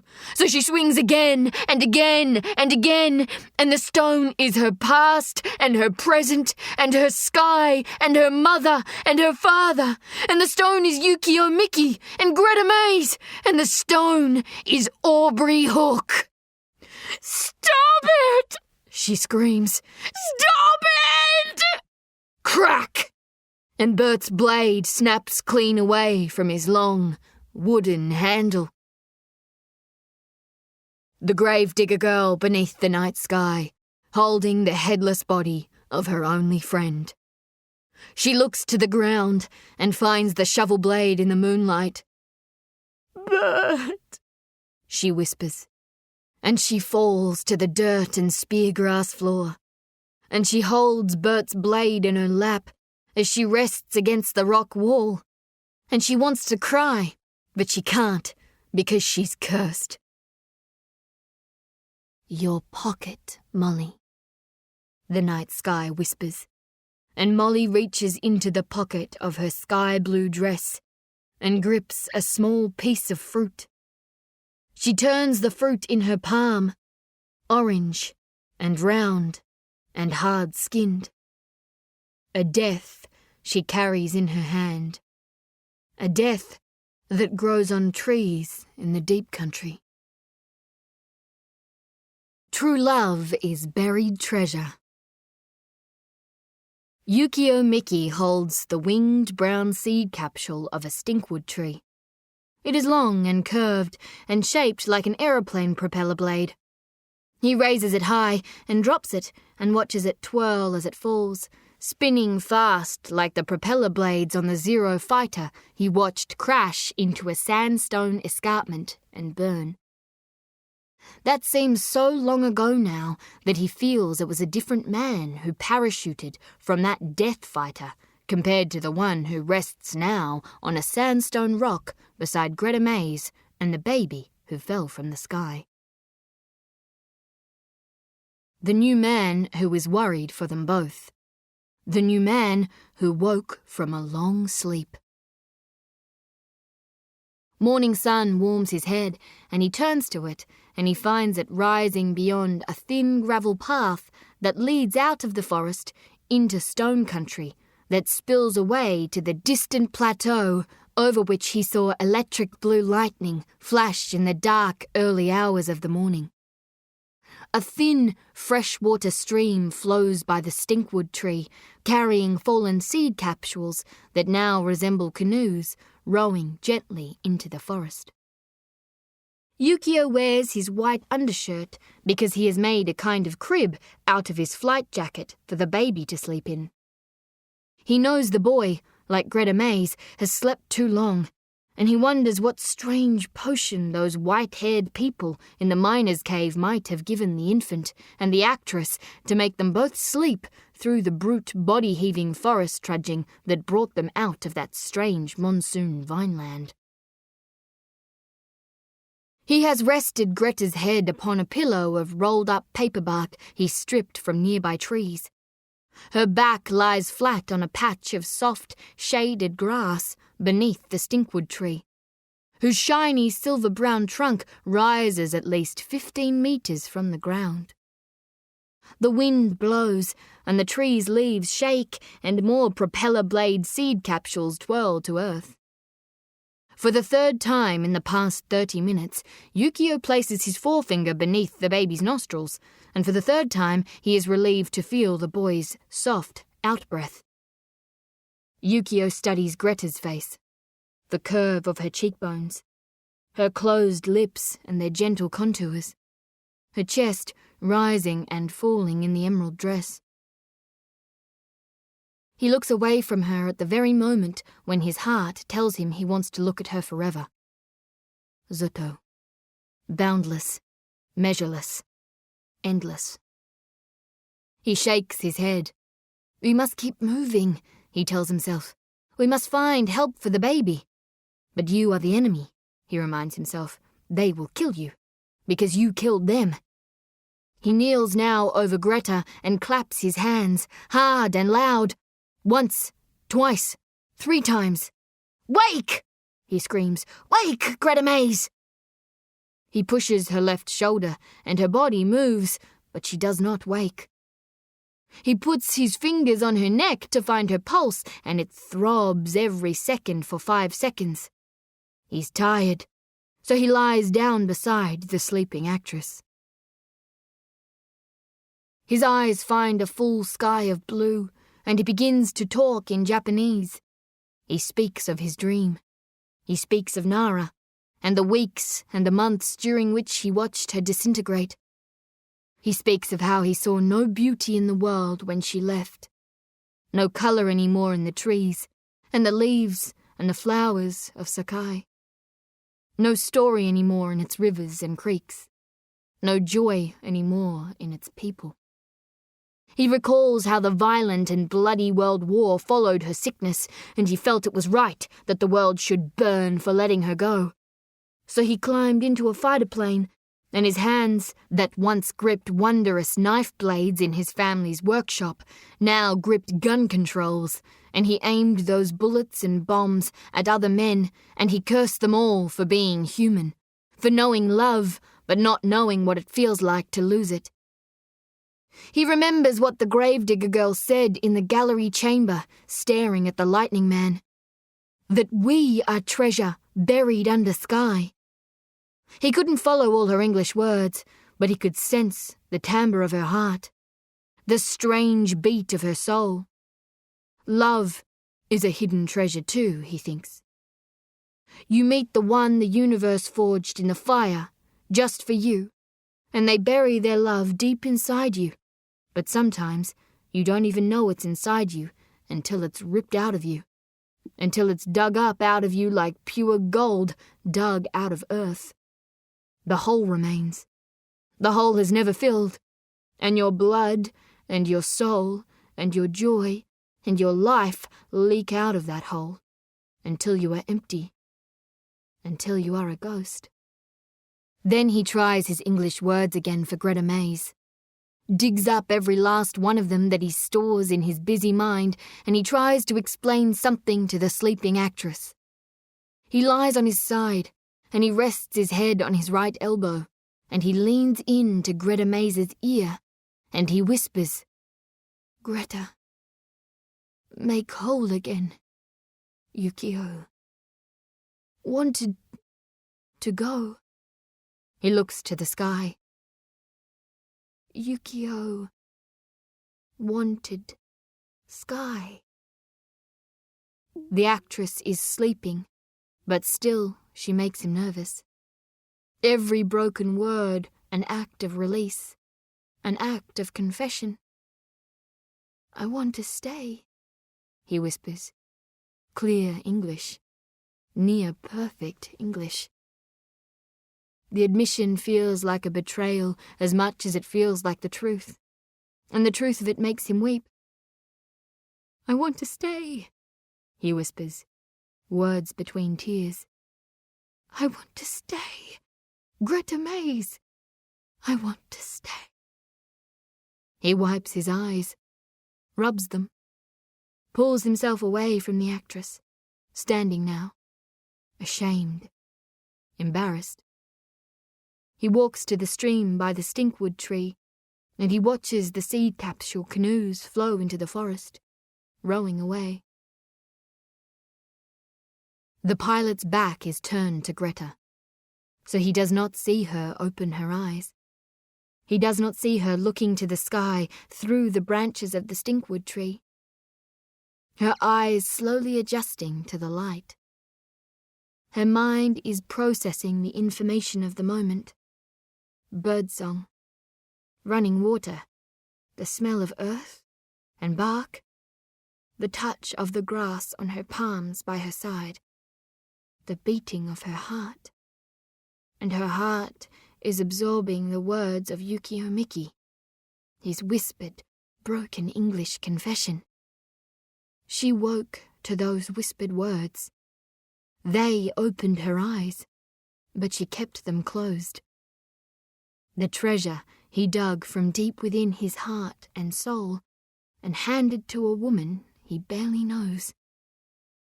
She stands in silence, and she treads softly on the grass beneath her saddle shoes. This might still be the long dream, she tells herself, her cave-bound stupor. She turns and finds the pilot standing at the stream. Yukio doesn't hear her footsteps. To him, she only appears, as if she has come from another dimension, from that world to this one, from the vanished to the found.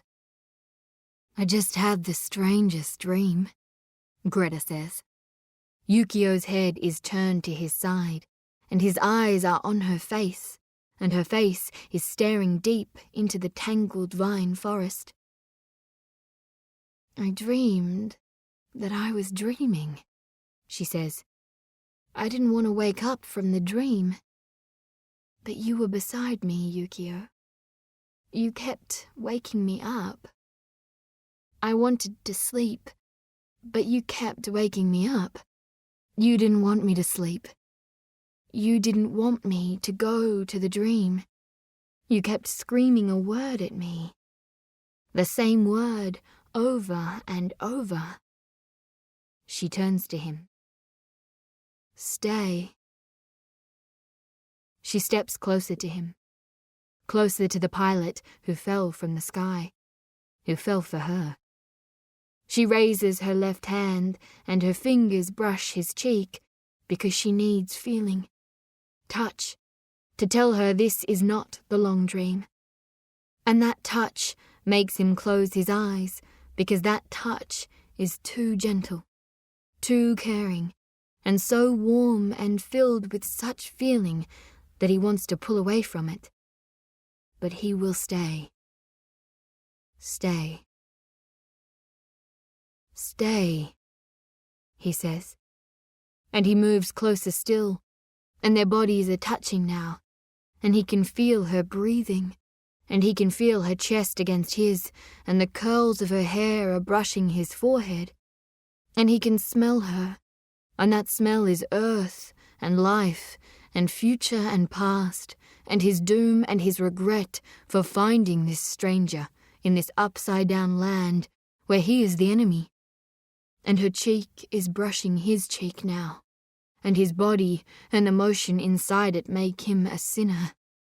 Forgive me, Nara, he tells himself. Her skin is a landmine. Her skin is a dropped bomb. Her skin is the end of this world war, and it's the world exploding into pieces. Forgive me, Nara. And the movement in his neck is a betrayal and a truth, and the weight he shifts to his cheek to brush back against hers is a crime and a miracle and a crime. And in the violent war inside his mind, a call of retreat is made, and Greta can feel the conflict in his muscles, and he's about to pull away, but he's held in place by a single word. Stay, she whispers. and her arms wrap around him, and her sweeping lips find his temple and the bone around his left eye, and then his high cheekbone, and she breathes deep, and the motion in her body feels like meaning, and the pilot's lips touch her skin. And then a baby cries. The infant wailing of the baby who fell from the sky, and it is the sound of the baby waking from his long sleep, but also the sound of Yukio Miki and Greta Mays waking from a dream they both walked into. Greta breathes and breaks away from the embrace. She rushes to the baby, cradled in the pilot's jacket. She picks him up and draws him to her chest. "Shh," she says. "Shh." She rocks the baby in her arms. Then she looks up at the pilot. "Where's Molly?" she asks. Own all you carry. A girl's open mouth. The girl in the sky blue satin dress lying on her side in the sun. Half an orange strychnine fruit sitting in her open palm. Her eyes closed. Brown boots covered in dirt and dust. Duffel bag straps over her shoulder. She lies motionless at the foot of 4 stone pillars that look like family members standing over a crib, peering down at a newborn. The girl's name echoes across the maze of stone pillars. "Molly!" She stirs. Her left boot moves. Her left leg kinks at the knee. Her name echoes again across the stone city. "Molly!" The girl's eyes flash open. Her view is dirt and speargrass and stone. She looks up to the sun and the sky, and she finds the stone pillars of last night. They're not as threatening in the daylight, not as monstrous. She feels the fruit in her hand, and she brings it to her eyes, and she throws it at the rock wall opposite her. The fruit bounces off the sandstone and lands a few feet from the other half of the fruit that she spat out last night because it was so bitter and dry and near impossible to swallow. But she remembers how willing she was to swallow it, and she is ashamed of this. She turns to the sky. "Why did you tell me those things?" she asks, but she gets no reply. Then, her name again, echoing across the stone city. "Molly!" She knows that voice. There's projection in it. There's performance. Greta. "Molly!" She stands and runs towards the voice. She attempts to say her name, but her throat is parched, and she needs to swallow saliva twice before she can get a single word out. "Greta!" she says weakly. She runs closer to the voice. She breathes deep and summons a louder call and lets it rip across the stone city. "Greta!" she hollers. She darts left and right and ducks into alleys, running diagonally right, then veers into passages, running diagonally left, and beats her own path through the maze of stone pillars. "Molly! Greta! I'm coming!" Molly screams. Hard left, hard right, pillar after pillar after pillar. "Follow the voice," Molly tells herself. "She came for you. She cares for you, because you care for her. The heart is warmed by warming the hearts of others. You only had a stone heart to give," she thinks, but she took it anyway. Run to her, Molly. Run, Molly, run. "Molly! Greta!" Molly screams. "I can hear you! I'm coming! I'm coming!" And she runs, zigging and zagging through the maze, the voice of her friend as her compass point. "I'm coming, Greta!" Molly calls. "Keep shouting! I can hear you! I'm coming!" "Molly!" Greta calls in the distance. And the gravedigger girl smiles as she takes a blind corner around a giant pillar that stands some 50 feet tall. She takes the blind corner so fast that her boots slide on the gravel beneath her and her legs lose their footing, and she lands hard on her chest and belly, and skin rolls painfully away from her kneecaps and elbows. But she doesn't care, because Greta is close, and she pulls herself up with her hair in her eyes, and she's still bent half over when she brushes her hair back and focuses on the impossible vision of her uncle, Aubrey Hook, standing before her. The shadow. She tells herself it can't be him, standing within arm's reach of her, towering almost as high as the monster pillars surrounding him. She tells herself she's dreaming, still back there in the heart of the maze, back there sleeping with the orange fruit in her hand. She tells herself this can't be real, but she knows it is when his long, shadow fingers reach out and smother her nose and mouth. "Molly!" Greta calls, holding the baby to her chest. Sun and sweat across her face. She catches her breath at the foot of 3 pillars that look regal, like a king and queen and a younger, shorter prince sitting down at a sandstone slab that holds a palace feast. Rubble for roast chickens. Fallen stones for goblets. Yukio stands a foot behind her, studying the shapes of other rocks and pillars, committing them to memory in case they have to travel back through this god-forsaken maze. He knows they are up high now.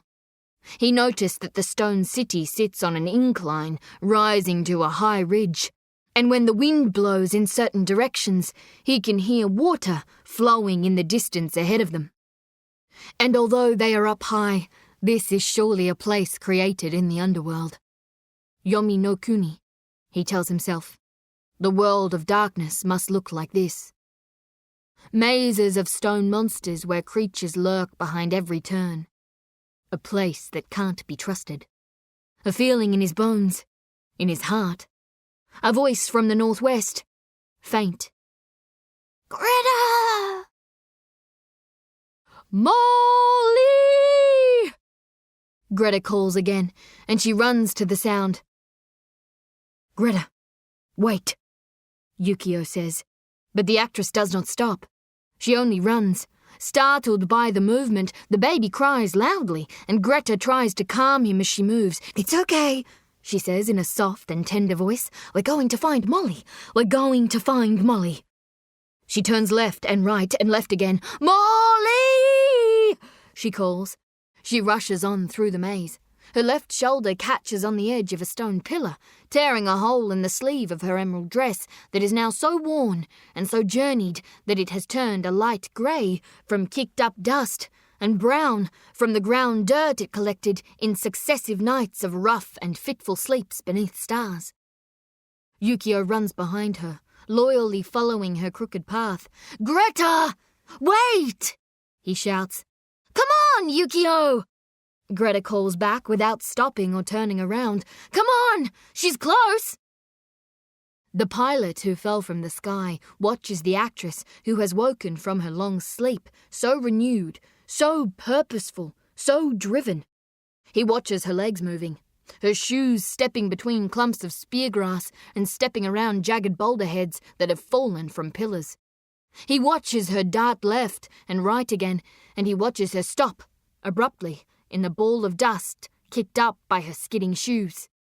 He hears her inhale sharply, and he comes to her side and looks at her face. White.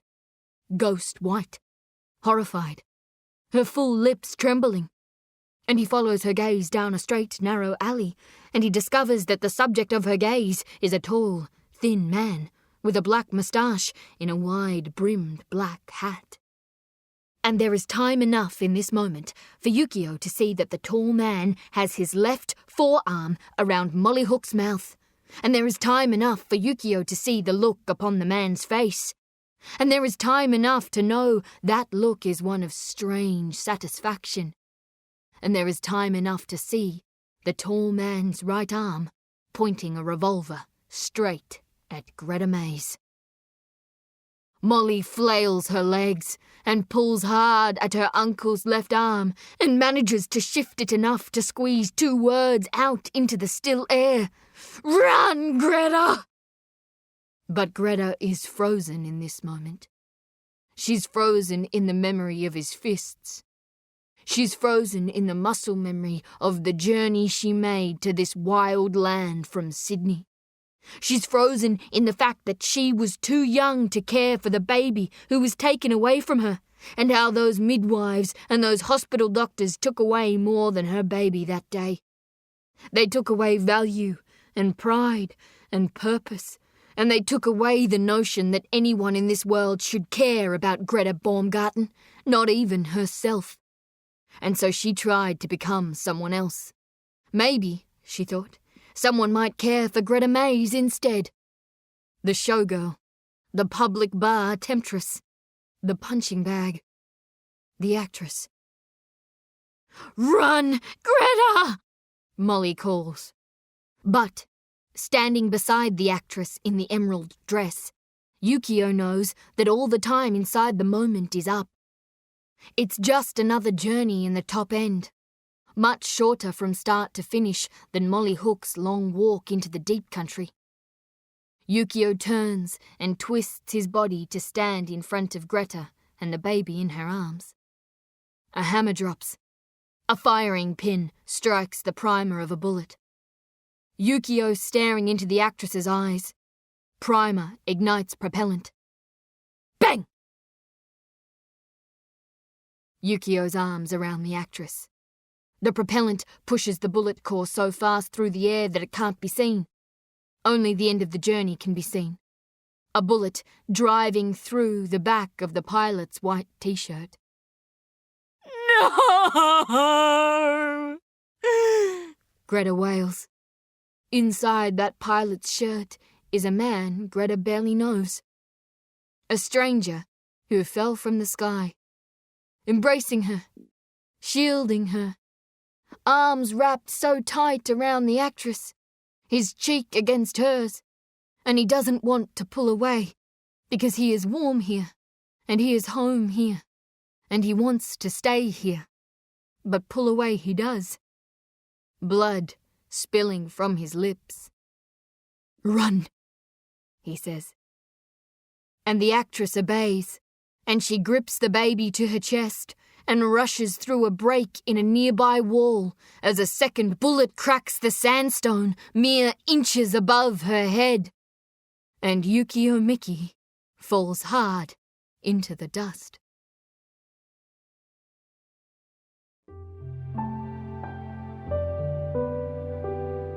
This is the end of CD 11. The book continues on CD 12.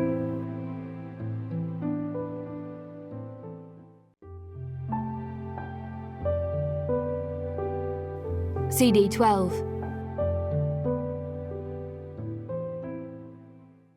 Molly watches the sky.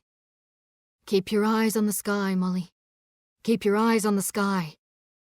The sky grows darker. On Earth, the mad howling laughter of Aubrey Hook echoes across the sandstone maze. "Where are you gonna run to, Greta?"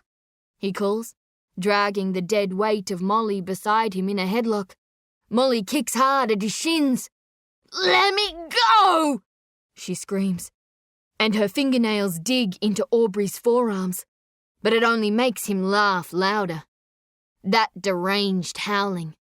That terrible reminder of Hollowwood. Molly bites his hand and Aubrey loses patience and throws the gravedigger girl with force against a sandstone pillar, and she falls hard to the earth. As she sits up, he places the revolver's barrel end hard against the top of her skull. Molly closes her eyes and tucks her head into her chest. "Please, Greta," Aubrey calls. "Show yourself, woman. I'm not angry at you. I'm angry at young Molly here. Come out now, and Molly might just make it out of this alive." Molly moves her head away from the gun barrel and screams as loud as she can. Keep running, Greta! Don't worry about me! And she looks up at Aubrey, looking down at her. I'm not scared of monsters! Molly sees him smile a wide look of satisfaction, and over his shoulder she sees a way out of this. A fork of lightning. Cutlery dropped from a mansion in the sky. A sky gift for the gravedigger girl. Deep inside the maze of stone pillars, Greta scurries breathlessly along alleyways, turning and turning. The baby wails in fright, and she puts a hand over his mouth. Shh, she whispers as she runs. I'm sorry, I'm so sorry. The boy continues to cry beneath her muffling hand. Please be quiet. Shh. Greta is crying now too, but she keeps her weeping silent. Shh, she whispers again, as much to herself as to the baby. The endless howling of Aubrey Hook's laughter, the confidence in his voice, the whole black shadow of his being spreading across the stone city. You left me for dead, Greta, he calls across the maze. You left me for dead in that miserable God-forsaken cemetery. Stone pillars gathering around Greta, leaning over her, pressing down on her. They want to take her. They want to drag her back to Aubrey Hook, but she won't let them. She's spent from the running, spent from the crocodiles in Candlelight Creek, and the monsters in the tin mine, and the sleepers, and the dreamers, and the poison eaters inside the vine forest. She has to stop. She leans over her knees to suck in air. The baby feels so heavy. She turns in a circle looking for a place to hide, and she sees an alley running to what looks like a wall of shrubbery. And shrubbery means the edge of the forest, and the edge of the forest means a way out of the maze. So she runs down the alley, and she's almost at the forest edge when again she hears the voice of Aubrey Hook. Too close now, too close for her to make a single movement. You'll die out here alone, Greta, Aubrey calls. Show yourself. Greta crouches down, presses her back against a stone wall. Even the baby senses the danger in Aubrey's voice, and he stays silent, though Greta does not remove her hand from his mouth. I won't hurt you, Aubrey calls. I love you, Greta. Even closer now. Greta realizes he must be on the other side of the very stone wall she is leaning against, with her knees up to her chest where the baby rests.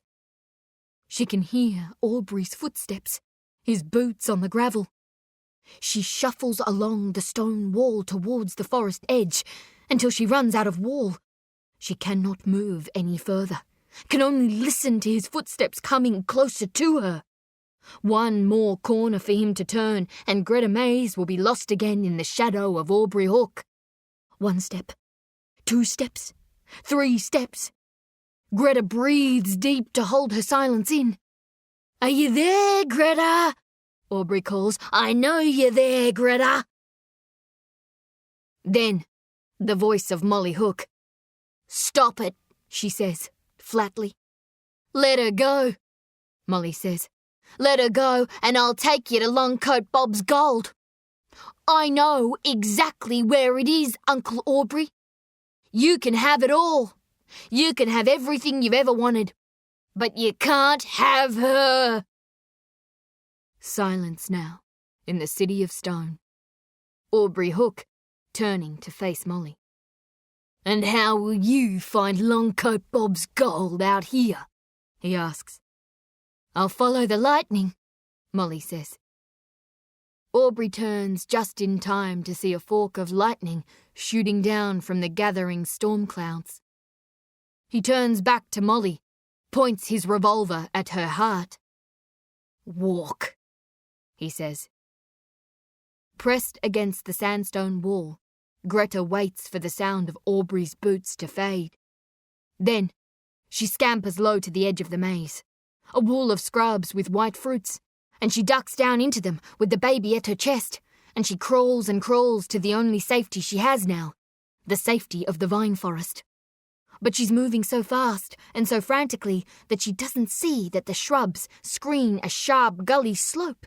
And as she pushes face first through the final layer of shrubs, she drops down this unseen slope, and it takes every ounce of her strength to roll to one side and hug the baby to her chest as she shoulder slides on loose leaves and dirt and grass to the gully floor, which she hits with a thud. Her view from the gully floor is of yellow flame trees, a cluster of floral fire lit by a kind of yellow Greta once thought she would see only in her dreams. But there is still danger in this gully. Footsteps. Someone padding across the forest floor. Someone so close there is no use in moving. And she resigns herself to the shadow of Aubrey Hook. He heard her in the shrubbery, she tells herself, and he followed her down the gully. She was foolish to think she could ever escape him. The footsteps stop. Silence in the forest. Then a man leans into her view, blocking the fire of the flame trees. An old man. Black skin. A very old man. Grey hair. And a long, black, military coat with gold trim, the colour of the leaves on a yellow flame tree. Carry all you own. The blue sky over Darwin saw too much, she tells herself. It could not understand the horrors it witnessed, and it ran away with the wind to think on them. The sky is grey now, and the grey sky will not speak to Molly. A gunpoint walk across sandstone, rubble and earth, her dig boots on rock, her sky blue dress, her Uncle Aubrey a few paces behind her, a hand inside her duffel bag. Follow the lightning. Yellow forks dropped from mansions in the sky. The crashing lightning, but still no rain. The sky can wallop, but it cannot weep. She wants to go above it now. She wants to go beyond the sky to where her mother is and where her grandfather Tom Berry could tell her the true story of the long walk, and she could look into his face and see when he was lying. She places a palm against her chest. Her fingers feel for her heart, push down on her chest. I do not fear death, she tells herself. And if she does not fear death, if there is a part of her that wants her uncle to end it all here with a bullet in the back of her head, then surely her heart has finally turned all the way to stone. The curse is complete, she tells herself. No blue sky to tell me any different. No blue sky to tell me lies I want to hear. Only grey sky truth. She had to leave, she tells herself. She had to escape. Mum could not stay. She could not live with the grey sky truth. She could not stay with... Stop there, Aubrey Hook instructs Molly. Him. They stand at the edge of the maze. The lightning has led them out. A high sandstone plateau, tree-lined edges falling away on either side to canyons far below. Only one direction to go now, straight ahead. They can hear water, fast water, rapids. Aubrey stands alongside Molly. He holds Tom Berry's gold miner's pan in his hands. He runs a finger along the back of the pan, the final line. Own all you carry. Carry all you own. Step inside your heart of stone. What does that mean? Aubrey asks. You wouldn't understand it, Molly says. You have to be graceful to understand it. You have to be poetic. Aubrey places his right hand on the back of Molly's neck. He squeezes hard. Let me try to understand, he whispers. He shakes her hard. Molly says nothing. What does it mean? Aubrey barks through clenched teeth. He pushes her head closer to the pan. Molly reads the words. Own all you carry. Carry all you own. Step inside your heart of stone. It means we face the truth of who we are, Uncle Aubrey, she says. Everything you have ever done and everything you will ever do, you must own it. Because you are those things. You carry those things with you. My grandfather knew this. My grandfather knew the person he had become. He couldn't escape it. Wherever he went, he had to carry himself with him. She looks up into Aubrey's eyes. You must own all you carry too, Uncle Aubrey, she says. Step inside your heart of stone. You must embrace it now. Step inside it. You are the heart of stone. Where's the gold? He asks, impatient. All you've ever wanted was treasure, Molly says. Where is it? Aubrey barks. My mum was treasure, she says. She glowed. She was like the glowing. She made you gold sick, so sick that you had to have her. Where is it? Aubrey barks. Molly looks across the plateau to a path that climbs to a ridgeline running across the horizon. It's just beyond that ridge, Molly says. Aubrey steps back and points the handgun at the space between Molly's eyes. Walk, he says. They pass boulders in piles and boulders standing alone. One shaped like a hot air balloon, another like a tractor wheel. The gravedigger girl and the shadow walk beneath the grey sky. 1/2 mile. 1 full mile into a high range. Angular, pyramidal shapes and jagged edges that remind Molly of the thorny devil lizards she once saw with her father in the central deserts beyond Tennant Creek. The path bends around a series of broken ridges that remind Molly of the meat-tearing canine teeth of the stray dogs of Darwintown. Then it curls dangerously along the right edge of an exposed plateau, and Molly stops to assess the drop to the canyon below. She kicks a red-coloured rock and she leans over the edge of the plateau to watch it bounce 3 times down an almost sheer rock face and disappear into a vine forest canopy maybe 100 yards below them. The path narrows to less than a foot wide as it skirts a granite ridge that blocks their passage to the other side of the sprawling range. Keep moving, Aubrey says. The path's not wide enough, Molly says, studying it. Loose rocks and yellow dirt drop away sharply. This is a path for rock wallabies, not grave diggers, she says. We gotta turn back. Walk, Aubrey says. Molly turns her head right and peers into the canyon below, her cold skin telling her to turn back to the rock face on her left. She turns that way and hugs the ridge wall as she steps sideways, one slow and sure foot after the other, along the narrow path, her uncle following close behind. Pressing her chest against the rock, she feels for handholds but finds only smooth grey granite. She keeps shuffling along, boot after boot after boot. And then, one of those boots steps on a loose rock, and Molly slips, and she feels her body part from the rock face. Her arms flail, trying to find something to take hold of, but all she can grip in her fists is air, and her body falls backwards towards the canyon below. Then, a hand wraps around her left wrist as she falls, and all the weight of the gravedigger girl is dangling from the bony left arm of Aubrey Hook, who screams in pain as the girl's weight pulls on the festering wound from his brother's rabid dog bite back in God-forsaken Hollow Wood Cemetery. Aubrey's agonised wailing echoes across the canyon, and he closes his eyes to fight the pain, and when he opens them again, he's staring into the eyes of Molly Hook. Own all you carry, he tells himself. Carry all you own. The eyes of Molly Hook. Lift her up, he tells himself. Let her go, he tells himself. Step inside your heart of stone, he tells himself. The girl offers nothing. The girl, he tells himself, is ready to fall.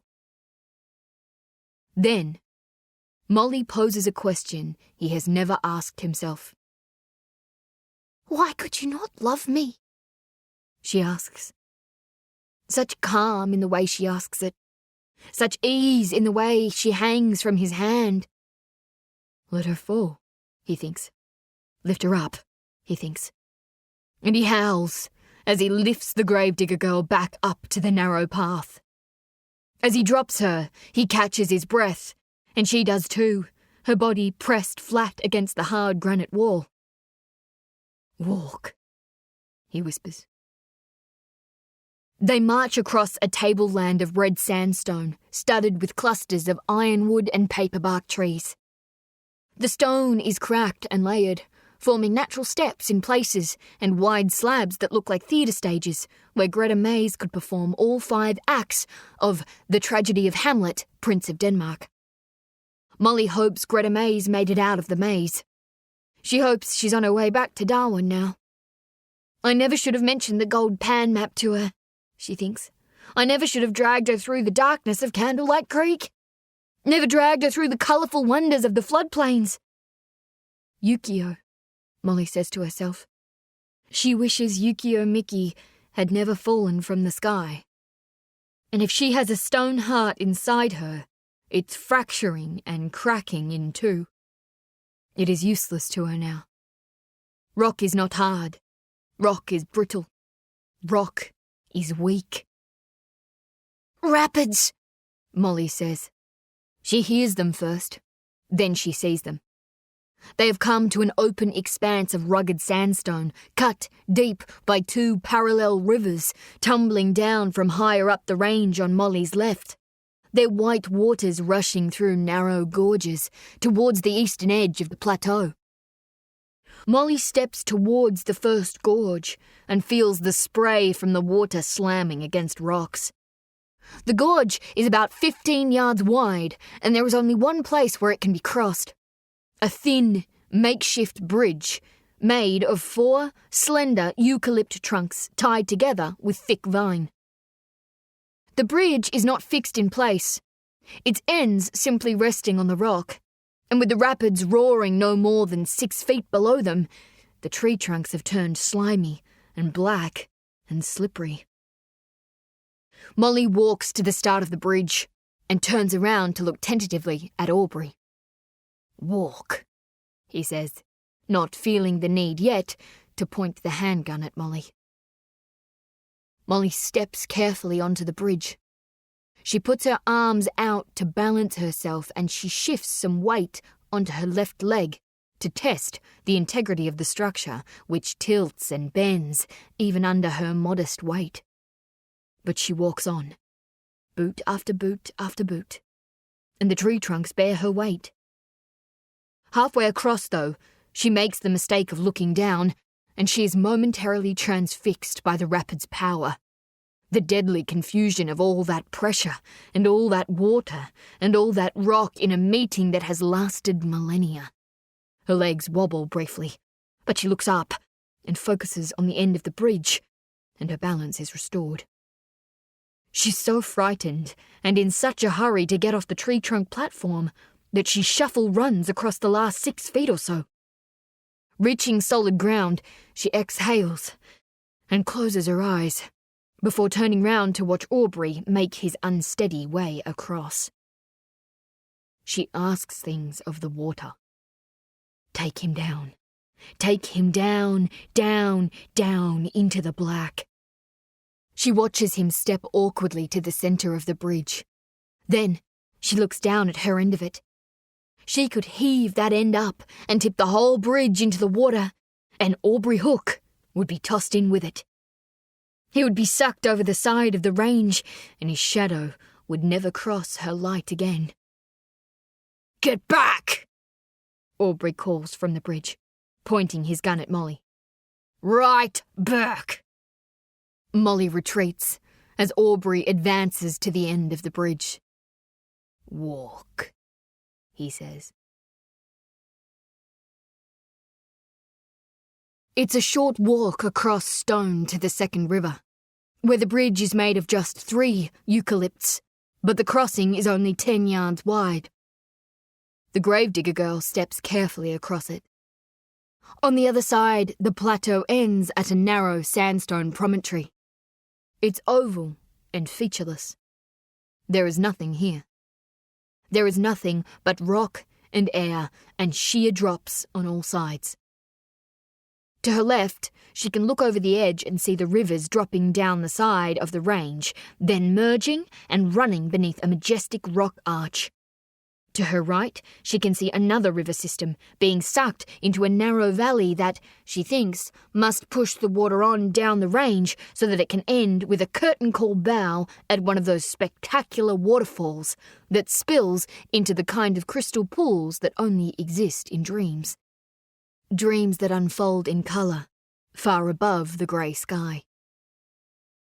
And from that grey sky, the lightning strikes again, and the wild and terrifying grandeur of this strange place wraps itself around the gravedigger girl. The dream of it. A paradise for her light and for her black shadow.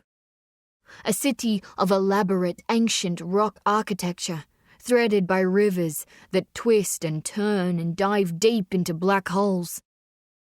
The promontory feels like the central point of all this natural wonder, and she turns in a circle to drink in the cave dwellings she can see on a distant cliff face. The rainbow-coloured and red and black velvet birds flying in circles around her. These birds call as if they are welcoming her, as if they are congratulating her for coming so far into the deep country. She breathes deep, and she smells the rapids, and she senses the earth shifting deep, deep, deep underground, and she feels the electric air that turns like this only when it's about to storm in the north of a raw southern land. And the lightning man in the sky mansion bends the rods down from his ears, and the forks of his magic seem to strike directly above Molly Hook's head. And the wind blows her hair across her face, and it blows the hemline on her sky-blue dress, and the grey sky wants to weep so hard that the gravedigger girl can feel it in her cold bones. And she looks ahead, across the rough surface of the narrow promontory, and she can see now where she must go. So she starts walking towards the edge of the plateau, some 20 yards in front of her. "Where the hell do we go now?" Aubrey barks behind her, but the volume of his voice has been turned down by the wind in Molly's ears. Her eyes straight ahead, her eyes fixed on the end of the promontory. "What the hell are you staring at?" Aubrey calls to her, and the wind blows so hard now against Molly that it's an effort to walk forward, and she has to push her slight frame on. "Where on earth do you think you're going?" Aubrey shouts. He watches the gravedigger girl walk slowly across the flat rock. She seems transfixed by something, mesmerised by a sight he cannot see.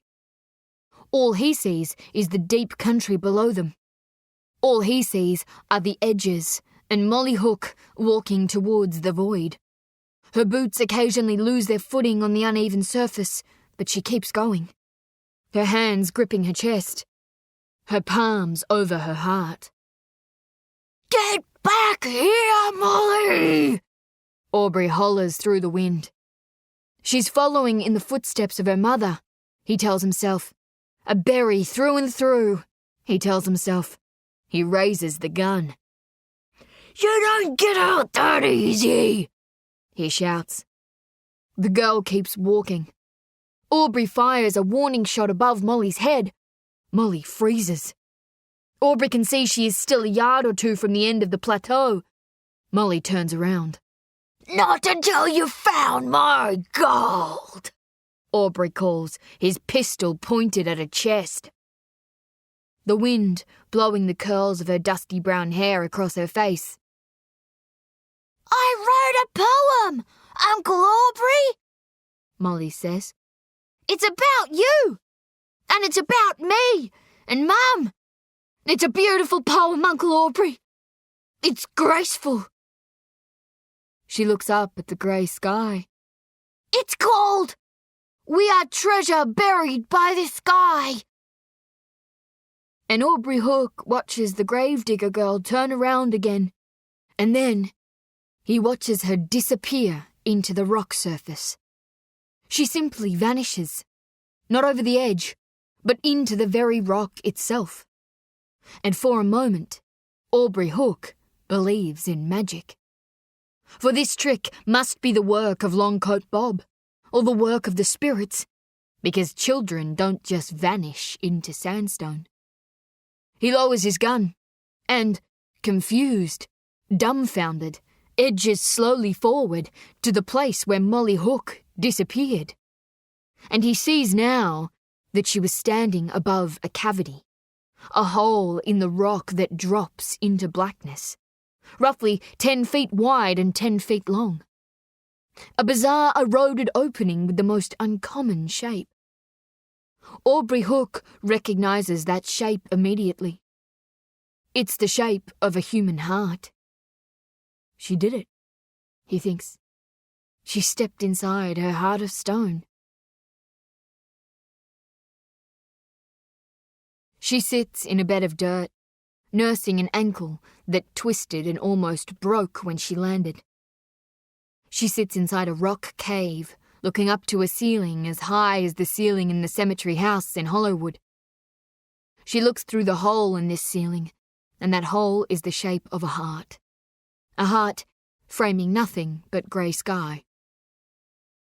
The outline is rough, but plain as day, like the hearts she has seen tattooed on the arms of singlet-wearing soldiers and farmers in the pubs along Smith Street. A fiction heart. An artist's version of a heart. The kind of heart shape you draw an arrow through. She turns her head and sees an opening where more light is shining in.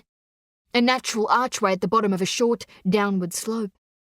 An access point, not much bigger than the door of any Darwin house, that suggests there are other ways to enter the belly of this strange rock formation than from a hole in its roof. Her hands run along the dirt floor, and she finds several rocks that are cold to the touch. Then she finds more rocks, sitting on top of these rocks, and more on top of those. A whole pile of rocks. 1 or 2 the size of honeydew melons. Some the size of mangoes, some the size of cricket balls. Then, a sound from the cave roof. "Make yourself scarce," Aubrey Hook calls. She looks up to see him standing in the grey skylight. He's looking down into the darkness, his eyes finding the shape of the girl below.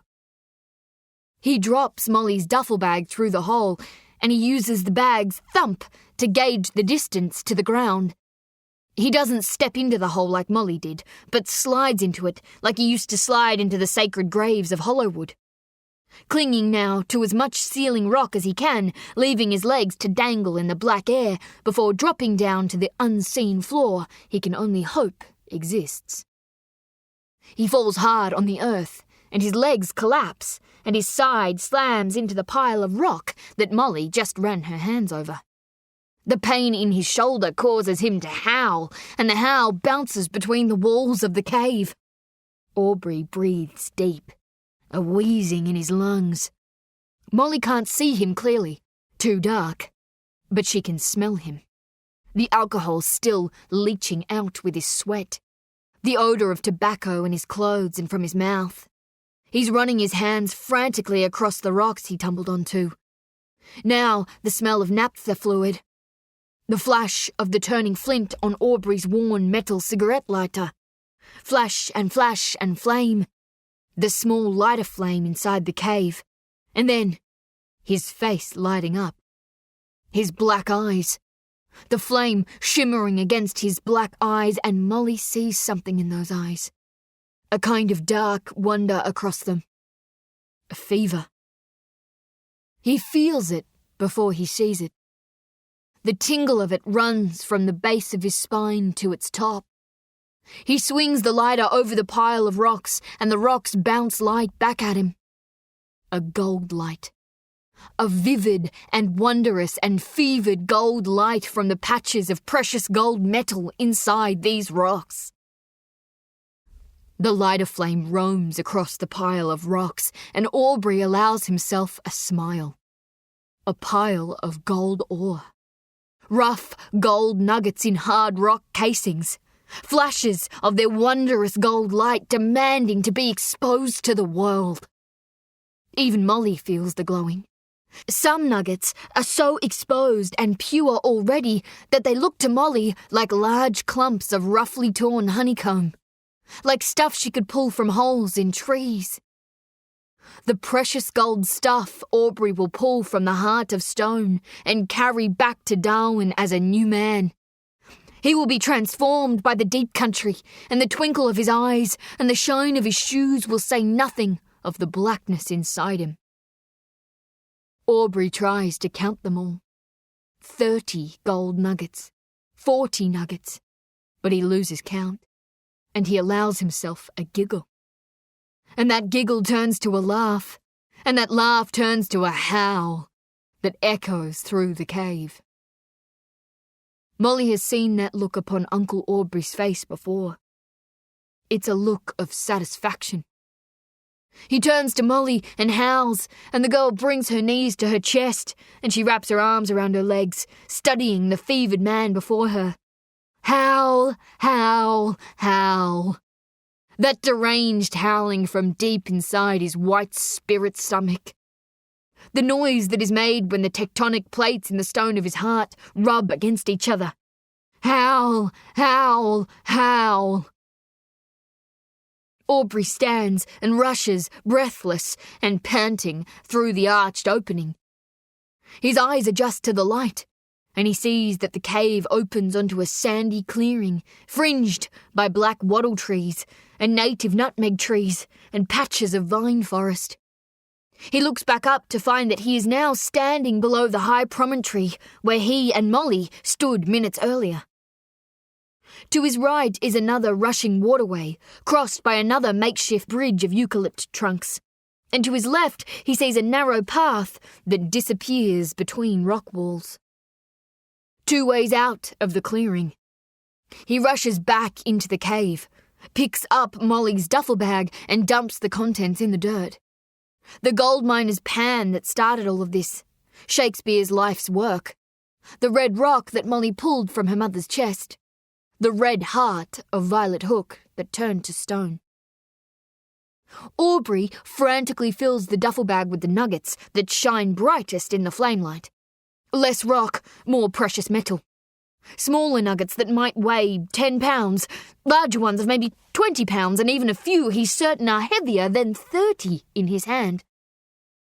He's working with such urgency that he pays no mind to Molly when she reaches her hands across the floor in search of the rock she pulled from her mum's chest. Violet's rock. But she finds something else instead. Something that cuts her forefinger when she tries to grip it in the darkness. The paring knife. She crawls along the dirt floor with the knife, and her left hand finds her mother's rock, and she has all she cares about. So she crawls into a space against the cave wall, and this space has a view up to the grey sky through the heart of stone. And she asks the sky for just one more gift. A fork of lightning to stab through that hole and burn Aubrey Hook to cinder. A bomb from a death plane. The same kind that tore Horace Hook in two and wedged him inside a tree. A long-lost mother with curled brown hair to come and take her away from the shadow. Take her away from him. Aubrey slips a total of 10 gold nuggets into the duffel bag and braces his legs as he tests the weight. He strains. He feels a vein in his right temple about to pop, but the gold fever gives him strength. He manages to haul the bag over his shoulder and, satisfied he can bear the weight of all this found gold, he carries it out of the cave and drops it in the centre of the sandstone clearing. He then marches hurriedly back into the cave and picks up one of the largest nuggets, a hunk of gold-heavy ore shaped like a bull's head that must weigh 40 pounds or more. He drops it at Molly Hook's feet. I'll carry the bag, he says. You carry this one. Molly holds her mother's red rock in both hands. No, she says. Come on, child. Let's go, he says. Pick up the rock. No. You will carry that rock out of here, or you won't be going out at all, Aubrey says. Aubrey stands over her now. His black hat and his black shadow face fill the heart-shaped skylight. I don't fear death, she thinks. I have a heart of rock. Molly shakes her head. No, she says. Aubrey takes the pistol from the back of his trouser belt, points it at Molly, casts his eyes briefly around the dark cave. Then I guess this hole is the last grave you'll ever dig yourself into, he says. His right forefinger slips across the trigger. Molly looks past the gun to the sky above the shadow's head, and the frame of grey sky now fills with the frame of Yukio Miki. The Sky Gift pilot wobbling, groggy and spent, and living and dying, his family's sacred short sword in his right hand, his eyes struggling to fix on the shadows moving in the darkness below him. Aubrey Hook and his long and bony trigger finger. Then Molly holds the red rock up with two hands. She presents it to Aubrey, presents it to the sky. There is little light flowing in through the heart-shaped frame, but all of it catches the colour of the rock, the colour of blood. The girl holds the rock as if it is a source of power, as if it is some kind of magic shield forged inside her dead mother's chest that could somehow protect her from a bullet. Her mother's stone heart. Her mother's heart. She holds it there. She holds it there. She holds it there. Why couldn't you love me? She whispers, and Aubrey Hook is momentarily entranced by the rock's colour. He's taken with it. He's frozen by it, and a long, buried truth is briefly revealed in his voice. An honesty exposed to the light of day, a flash of gold in the broken ore of his life.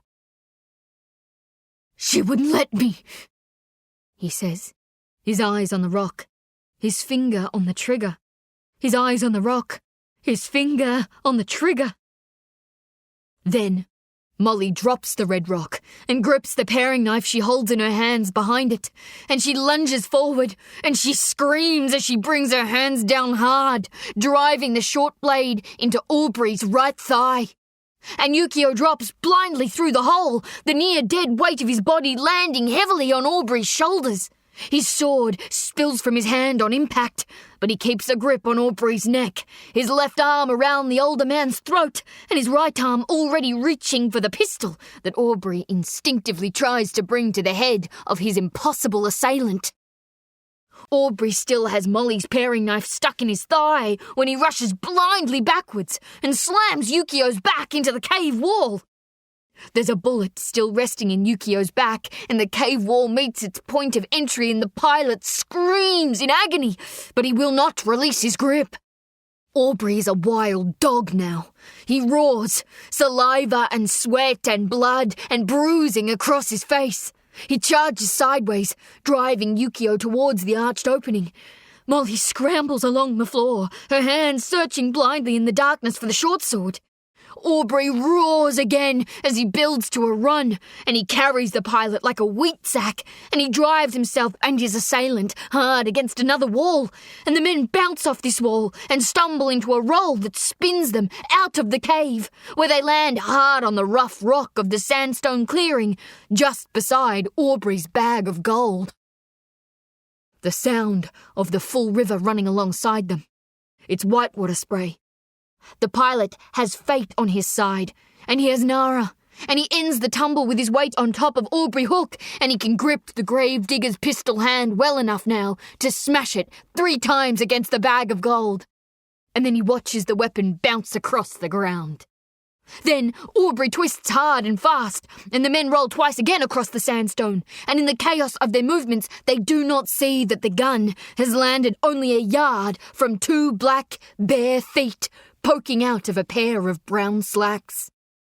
Aubrey slips a hand free and reaches for the paring knife still stuck in his thigh. He pulls it from his flesh and shoves the blade into the side of Yukio Miki's stomach. What little strength the pilot has left in his arms now abandons him. Aubrey turns him over easily and reaches again for the blade sticking out of Yukio's belly. He pulls the blade out and he breathes deep and hard and he raises the blade over Yukio's heart.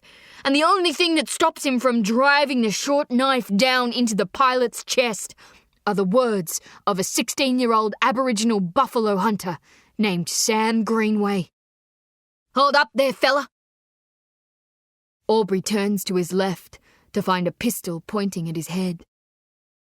The young man's face is covered in faded strips of white paint.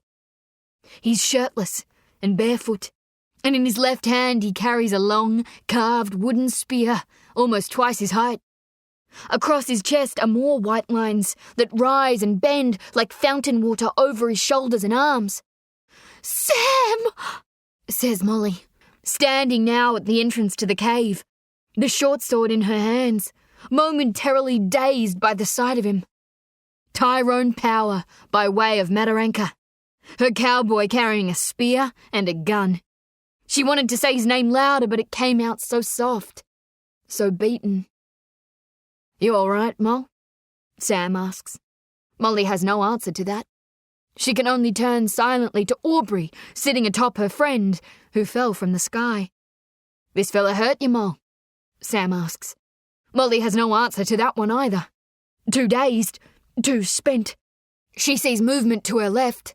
4 more Aboriginal men, a similar age to Sam Greenway, emerging from the path between the 2 rock walls on the left side of the clearing. Same faded paint across their faces and across their chests. Same spears in their hands. The young men say things to Sam in their own language. Sam says things back to them, and the young men hiss. One young man taps his spear twice on the ground.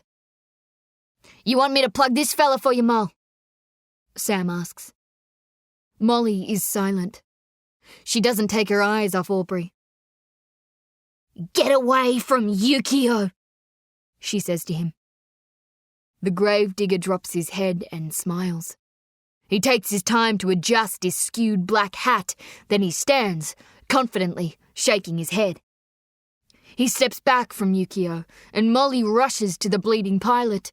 His head is limply turned to the side, blood across his belly, a line of blood running from his mouth. Molly kneels down beside him, and she places her hand over the leaking knife wound. "I'm sorry, Yukio," she says. "I should never have led you here." Sam keeps the pistol trained on Aubrey, who holds his arms out with the paring knife still in his right hand, staring down the young man with the gun. "You even know how to work one of those, black fella?" Aubrey asks. "You ever held a white man's weapon, eh, black fella? You ever come across one of those on walkabout?" Aubrey chuckles to himself. "You better not miss, boy." And he firms his grip on the knife in his fist. Then, Sam points the gun at a spot on the ground about 3 feet to the left of Aubrey and 6 feet or so behind him. "And you'd better pick up that hat," Sam says. Aubrey glances at the spot where Sam is pointing. "What hat?" Aubrey asks, puzzled. With lightning speed, Sam fires a shot that blows Aubrey's hat off his head and lands it in the very place Sam was indicating. "That hat," Sam says. Then he looks Aubrey in the eye as he spins the pistol round his finger like a Wild West circus act, stopping the spin twice to aim the weapon threateningly at his target's forehead before resuming the showy gunplay. Sam's barefoot friends laugh at the gravedigger's expense, but their elbow-nudging chuckles are silenced when the old Aboriginal man in the black and faded French admiral's frock coat emerges from the path between the 2 rock walls. Molly gasps.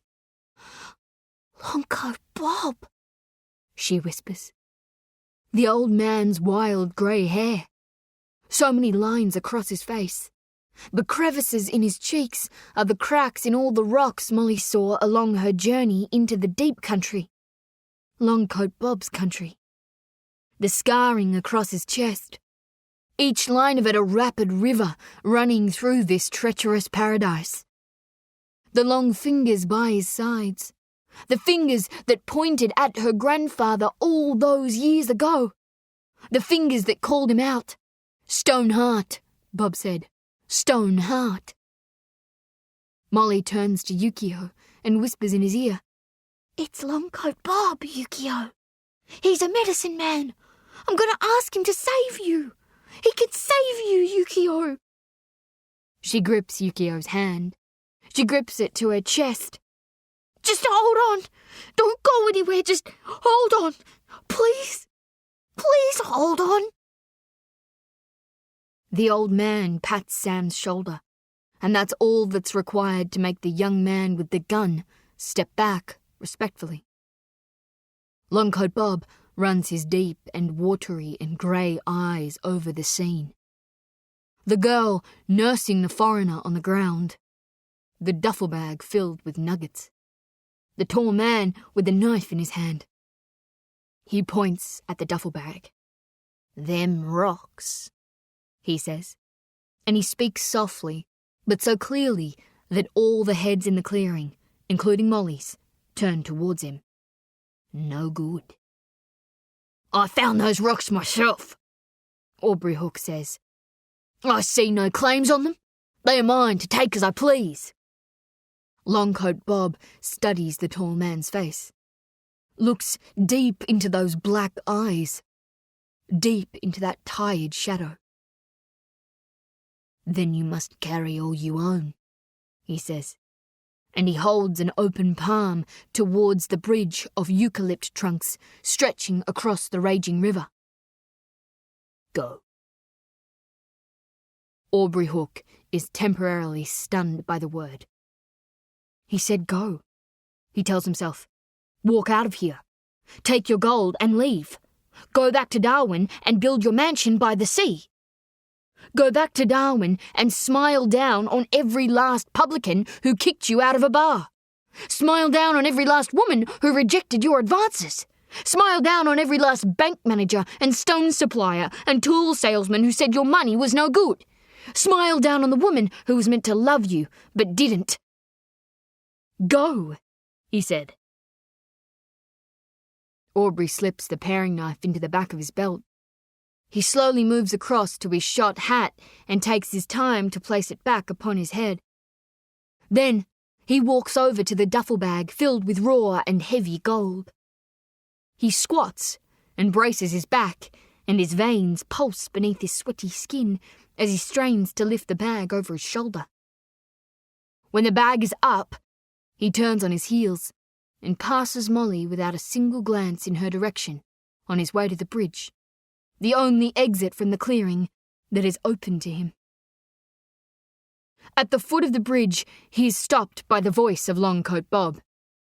"You must carry all you own," the old man says, "but you must own all you carry." Aubrey stares into the old man's eyes, and he is cold now, even on a day as humid as this one. Movement now, behind Longcoat Bob. Sam's friends start talking in their own language to 3 Aboriginal women who have emerged from the path between the 2 rock walls. One of them is old, with hair as grey as Longcoat Bob's. And this woman carries the baby boy who fell from the sky. Then Molly Hook's eyes find another woman emerging from the pathway. A blonde who was born for moving pictures, who wears an emerald dress, has curls like a crashed wave falling across her ear. "Greta!" Molly hollers because she can't help herself. There is relief in that name. There is love in it even more. But Greta does not turn to Molly Hook because she is transfixed by the sight of Aubrey. They stare silently at each other for too long. Molly wants him to go. Just go. Stop staring at him, she thinks. He doesn't deserve anything from you, Greta. He doesn't deserve a single look from those silver screen eyes. Look away from him, Greta. Just look away and he'll go. But she does not shift her gaze. She doesn't even blink. And the Shadow Man is allowed to speak, though he only says a single word. "We," he says, and then he stops. He says no more. He smiles, and he drops his head and turns to cross the bridge. Aubrey steps gingerly onto 3 slender eucalypt trunks made black and slimy by the spray from the rapids below. Boot after boot after boot. The bridge bends under the weight of the gold on his shoulder, and Molly watches him pause. He puts another foot forward, and the bridge still bends, but it holds his weight, and the gold's weight too. Only 6 or 7 more yards to the end of the bridge, he thinks. There are butterflies in his stomach, and he can feel the glowing from the gold inside the duffel bag. The glorious glowing. The only thing he has ever needed. Boot after boot after boot. Almost at the middle now, and almost home to Darwin, and almost home to that life with the gold, that life lived inside the glowing. Another step, and the bridge bends alarmingly. A crack from the wood beneath him, so loud that everyone can hear it over the roar of the raging rapids. Aubrey takes a single, cautious step backwards. But then the wood beneath him cracks again, and the bridge drops lower, and the gravedigger freezes. He brings the duffel bag down to his chest, slowly retrieves a large nugget of gold and drops it into the water to lighten his load. He watches the glow fade in the water, and his heart aches to see it disappear like that.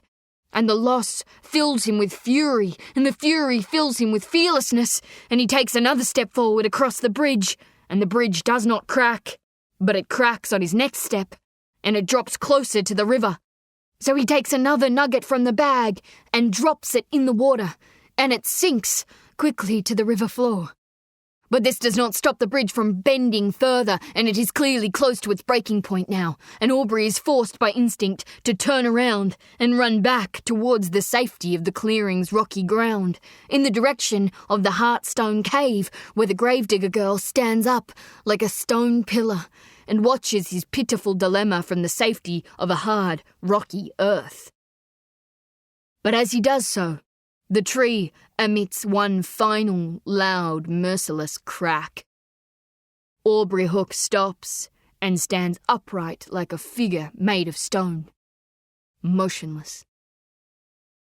And to Molly's eyes, even the river turns to stone.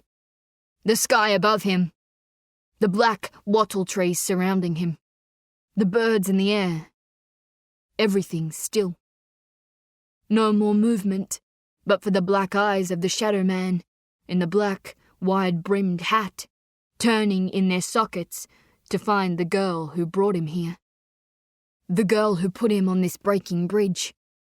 And Molly tries to understand the look upon his face, but she cannot understand it, because it is a look she has not yet read upon the face of Aubrey Hook.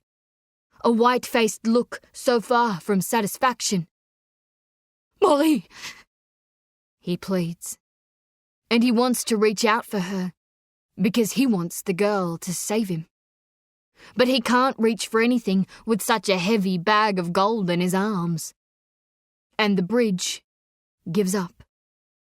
It splits in half, and Aubrey Hook is just 2 yards from its end when he falls into the rapids, and his eyes are still open underwater as the river thrashes him back and forth and upside down.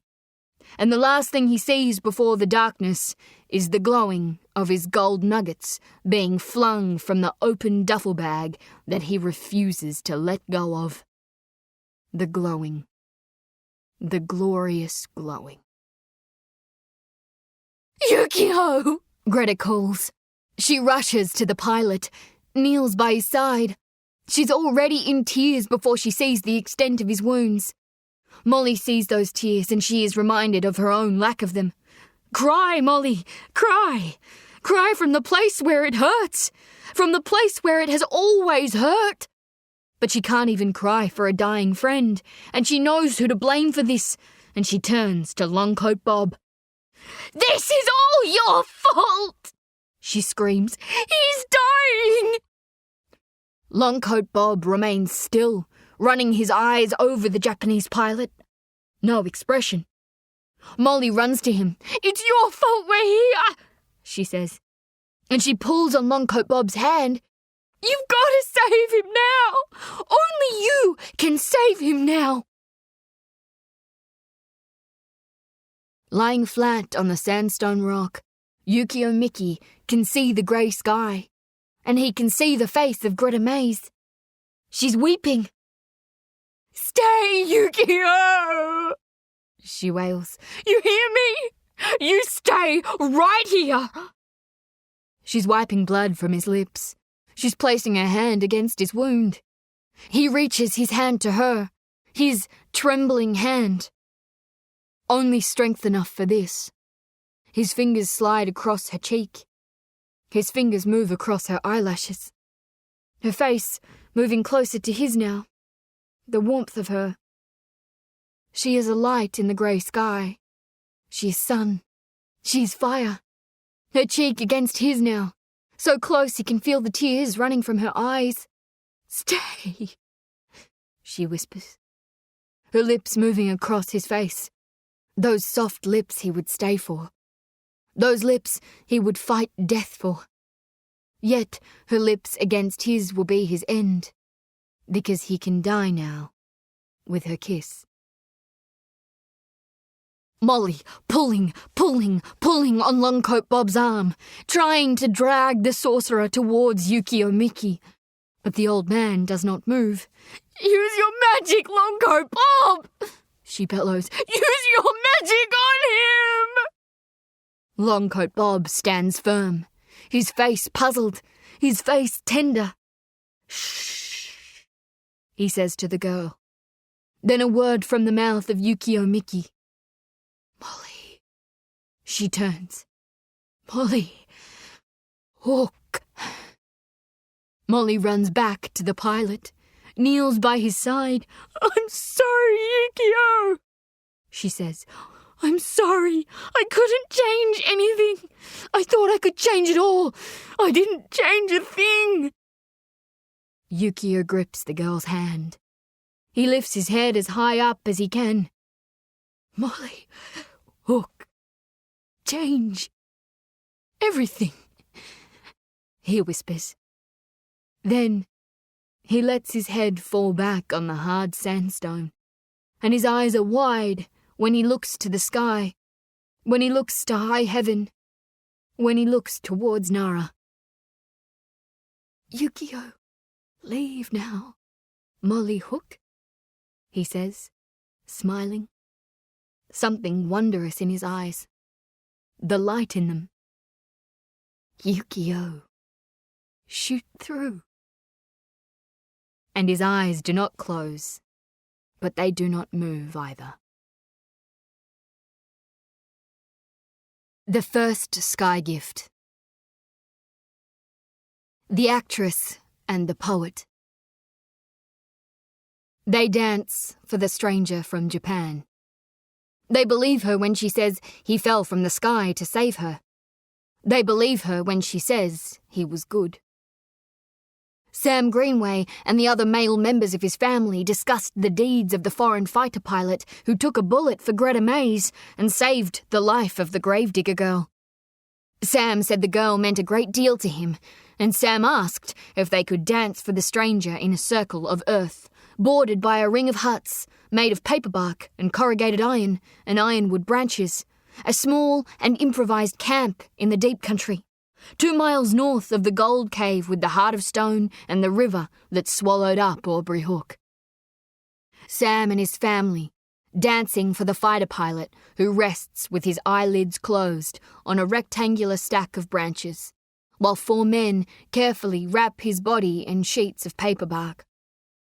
A dance for the dead. A dance that lasts for hours. A farewell that lasts so long that Molly whispers to Sam on the outskirts of the ceremonial circle that Yukio Miki probably wouldn't mind if all the boys wanted to stop and have a drink of water. "These boys can go for days, Moll," Sam says. "Can you feel it, Moll?" "Feel what?" "Oh, mate," Sam says, nodding at Yukio's body. "He's going back." "Back where?" "Back to where it all began, Moll." And Sam looks to the sky, and Molly follows his eyes up to it. Sam's dancing friends in the ceremonial circle look to the sky too, and spread their arms wide. "He's going back to get amongst it again, Moll," Sam says. "To get amongst what?" Molly asks. "Everything, Molly," Sam says, with the confident smile of a matinee idol by way of Mataranka. "Everything." They stay for 7 days. Molly and Greta share a hut and sleep side by side on soft beds of stuffed paperbark tied up with reeds. Young women in the camp bring them bowls of plums and tomatoes and plates of fresh fish and crocodile and scrub fowl cooked so well on a coal fire that Molly says she never wants to go back to Darwin. Molly tells Sam she needs to speak with Longcoat Bob. Sam says Longcoat Bob wants to talk to Molly, but Longcoat Bob is not around. Sam says Molly Hook must be patient. Sam says Molly Hook must slow down. Sam says she runs so fast towards all the answers that she runs right past every one of them. Sam says Molly must think of her friend Yukio. He says she must be there now for her friend Greta, who keeps weeping for the stranger from Japan. Molly and Greta wake in their sleep. In the darkness, with their eyes closed but their minds open, they try to make sense of their journey into the deep country. "You awake?" Molly asks in the darkness. "I am now." "I can't sleep." Greta says nothing. "I keep thinking about Yukio." More silence from Greta. "Keep thinking about his family? They'll never get to know how he died. Maybe I could go to Japan and tell them about what he done. I could tell them how he saved your life." But Greta remains silent, and Molly knows she's saying nothing because she's crying. "I'm sorry," says Molly. "Sorry for what?"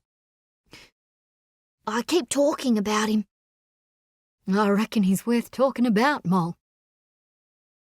Molly turns to her side and rests her head on her palm and a propped-up elbow. "Why did you come with me, Greta?" Greta thinks on this for a moment.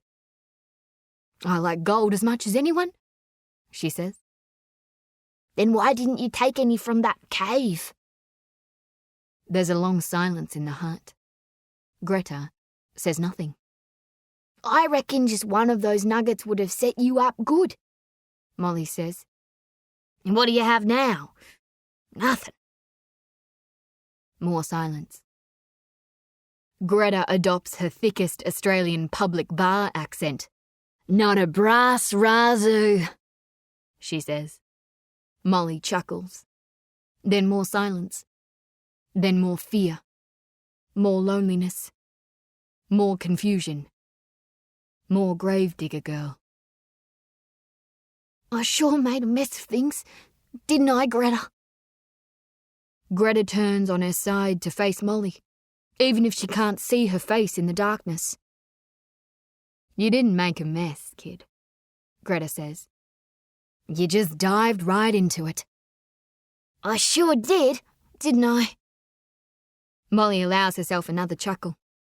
Greta laughs with her, and their chuckles turn into belly laughs, and it feels good to laugh, because it all feels so much like a dream and a nightmare that they survived. and laughter might be the only thing they have left in their pockets between them.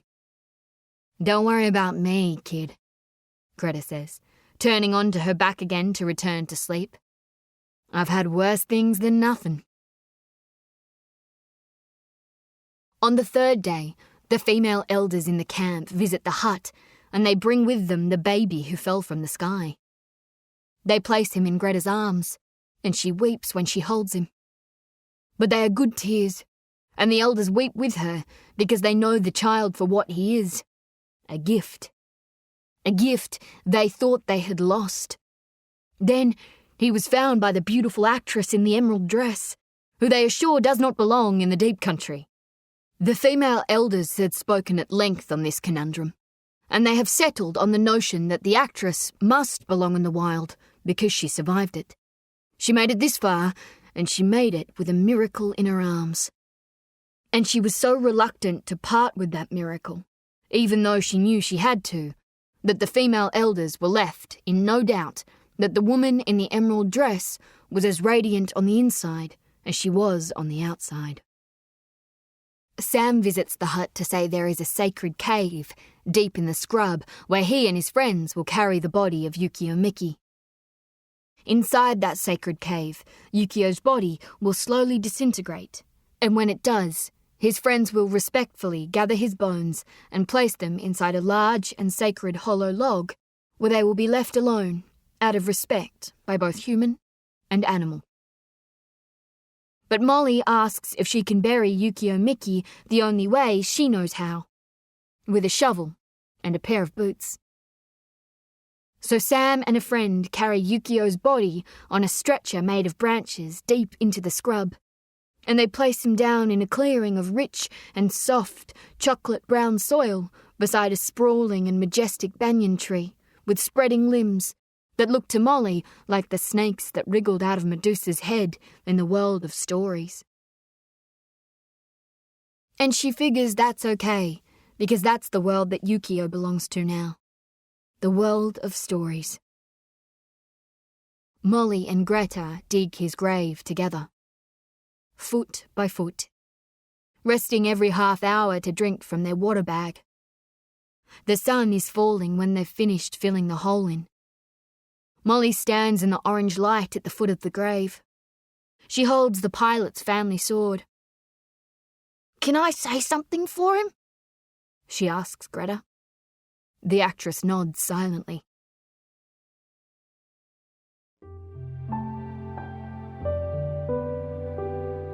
This is the end of CD 12.